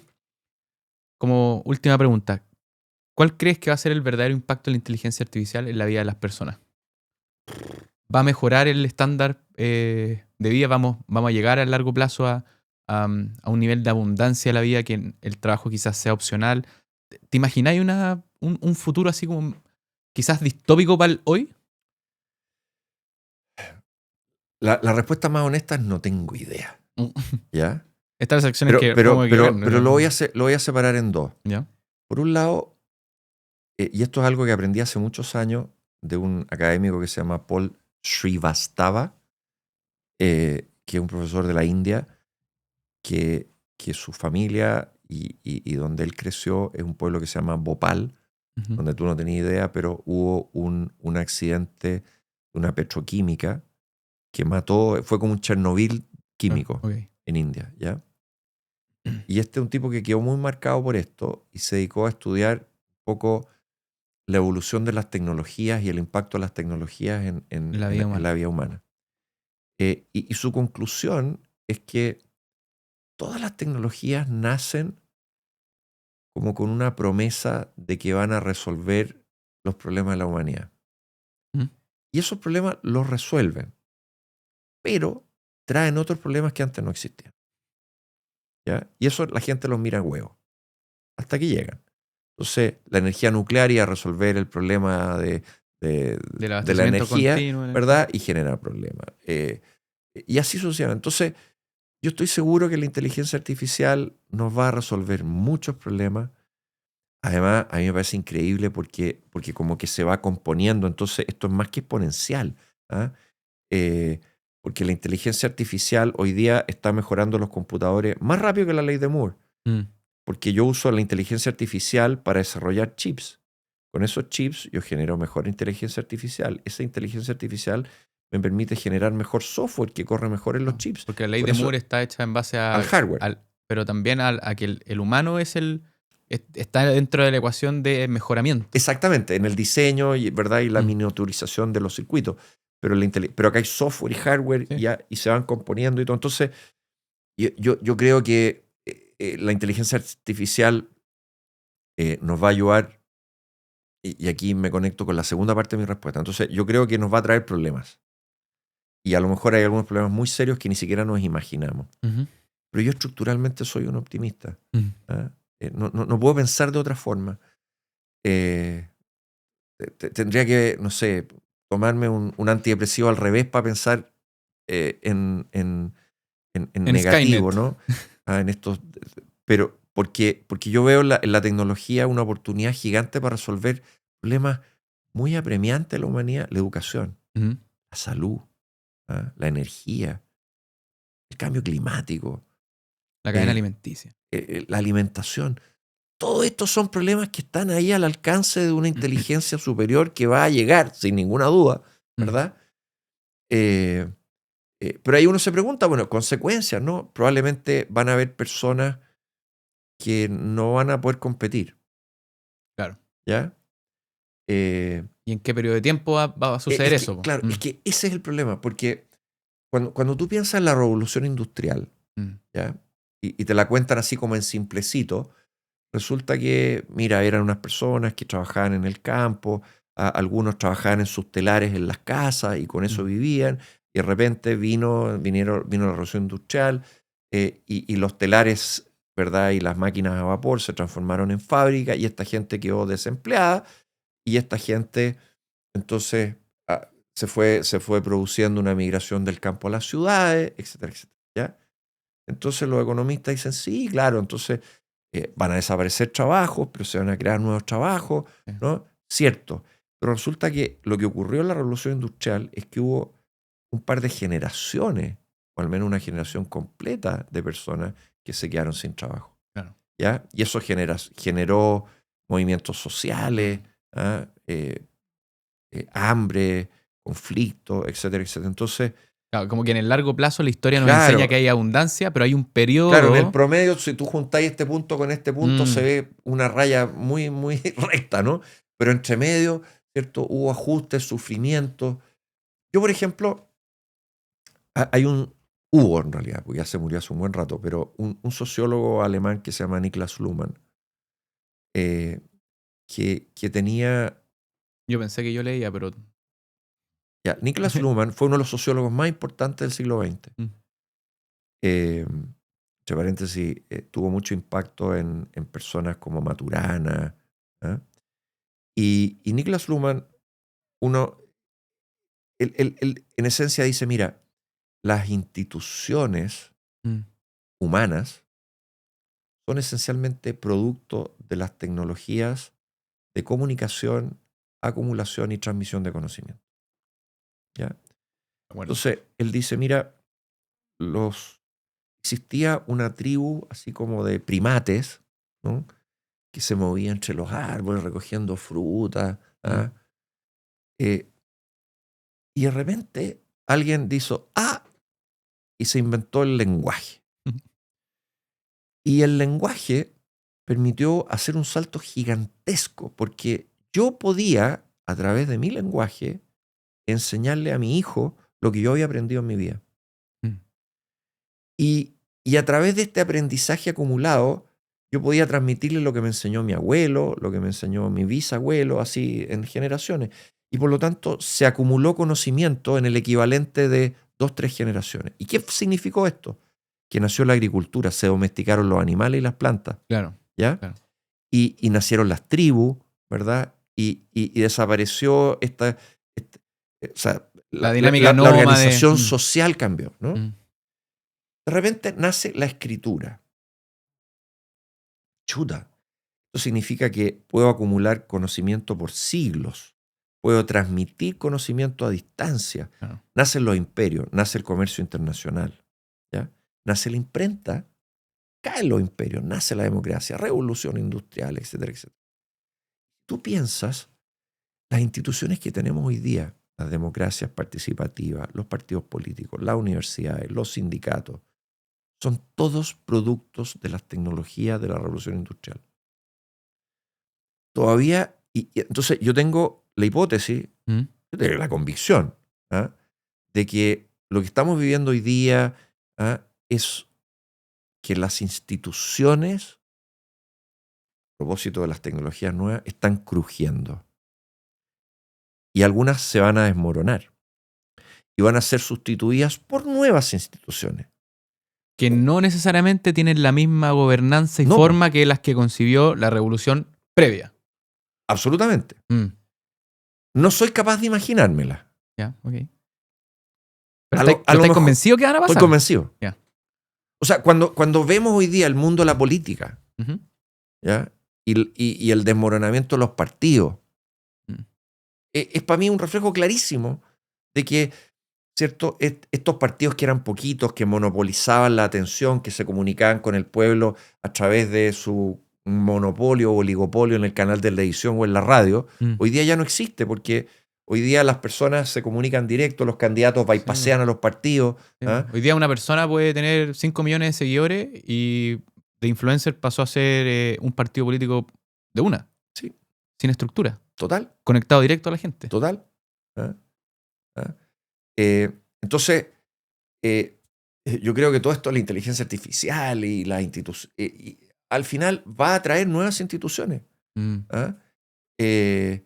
Pero el ajuste entre las antiguas y las nuevas, o sea, cuando caen los imperios, Sí. pucha, hay sufrimiento, Hay hay sufrimiento. revoluciones, ¿no? Sí. Y yo creo que vamos a crujir un rato. ¿Ah? Ahora, en el largo plazo yo creo que va a ser Va a mejor, haber prosperidad. pero no sé. Y dentro de esto mismo, por ejemplo, yo pienso que lo que nosotros entendemos por empresa también va a cambiar. ¿Ah? Sobre todo porque estamos hablando ahora de una 1 billion one person company. No solo eso, ¿no? Pero en términos de qué es una empresa, qué es una empresa exitosa, cómo se mide su desempeño, cómo se estructura, qué significa ser dueño, no dueño, empleado accionista. O sea, todas estas cosas yo creo que van a terminar cambiando. ¿Ah? Porque las tecnologías cambian las estructuras de poder. Entonces estamos, para alguien como yo, que soy un académico y tengo curiosidad, Hoy día es el renacimiento. hoy día es el mundo más fascinante que se puede dar. Sí, po, ¿Ah? entiendo. Y estoy muy agradecido de vivir en esta época, digamos. Última pregunta. Sí. Con esto de verdad cerramos. ¿Conocí a Brian Johnson? Este tipo que está obsesionado con descubrir la inmortalidad, que ha invertido millones de dólares en estar más joven. Sí. ¿Tú crees que vamos a lograr, no sé si la palabra es hackear, el código del ADN para vivir quizás para siempre? A ver, yo creo que vamos a poder vivir para siempre. No sé si biológicamente. ¿Ya? A ver, primero yo creo que vamos a descubrir la forma de vivir más. Eso no tengo ninguna duda. ¿Ah? Ninguna. O sea, si tú te vas al, no sé, 1500, expectativa de vida de 30 años. ¿Pero qué Y significa? como decía alguien, y en esa época todos comían orgánico y free range. ¿Ah? Pero igual se morían a los 30. ¿Pero ¿no? qué significa un Alfredo Enrione, por ejemplo, de 250 años, más sabio que cualquier cosa que esté pisando la tierra y sano? Bueno, ¿Qué valor puede entregar ese personaje, ¿cachai? a ver, no sé. Bueno, es que esa es otra cosa, ¿no? Pero el otro día conversaba con mi señor y le decía, mira, yo creo que vamos a vivir, en poco tiempo vamos a poder vivir 200 años. Y decía, ay, no, y a mí no me gustaría vivir 200 años. Yo le digo, a mí sí, me encantaría, tengo Obvio, tantas cosas por hacer. ¿Ah? Me encantaría. Ahora, obviamente, vivir bien, vivir sano, ¿no? Sí. ¿Ah? Pero esto significa que puedo elegir muchas carreras distintas. ¿Ah? A lo mejor vivo 20 años de médico, 30 años de músico, ¿ah? 8 de pintor, no tengo idea, pero tantas vidas que uno podría tener. ¿Ah?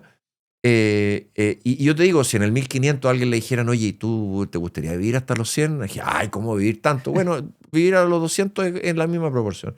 Y 200 años o 250 años en el universo es un blip, es nada. ¿Ya? Entonces, no, es comparado con la inmortalidad, digamos, nada. Sí. Ahora, yo creo que potencialmente y en términos tecnológicos potencialmente vamos a poder ser inmortales. ¿Por qué? Porque no tengo ninguna duda que no muy lejos vamos a poder descargar nuestras conciencias, nuestros recuerdos, y vamos a poder tener alguna forma de inmortalidad en una máquina que después a lo mejor se le pueden transferir a otra cosa. Digamos. Pero me tinca que eso va a llegar más cerca que el hackeo físico genético. Como una especie de Sordon. Como la verdad de Sordon en los Power Rangers, que parecía como una especie de tubo y le hablaba a los Power Rangers. En Sí. verdad era... O sea, ya hay algunos experimentos en ese sentido de gente que está vaciando personalidades, ¿no? Hologramas y cosas por el estilo. Bueno, estos mismos modelos, como el que te comentaba antes de entrar, de Alex Hormozzi, por ejemplo, que te habla como él. Sí, po. Y tiene todo su know-how Total. integrado. Total. ¿Ah? No, yo he pensado a propósito de empresas familiares que algunos fundadores uno podríamos tratar de extraer todo lo que han escrito, lo que han dicho, entrevistarlo, grabarlo, etcétera, etcétera, y generar alguna forma de conversación con ellos para el futuro. Habían unos intentos de podcast, no sé si sigue existiendo uno que se llamaba Memorias, que era un servicio en el fondo que tú llevabas a tu abuelita o lo que sea y la grababan. Pues entonces quizás ese material lo podías usar para desarrollar después, cuando la tecnología lo habilitara, estas funcionalidades. Ya, pero pasado mañana la abuelita le van a poner un Neuralink y le van a dejar su conciencia. Alfredo, gracias por venir al podcast y por tan tremenda conversación. No, muchas gracias. Hasta la próxima. Ha sido muy entretenido.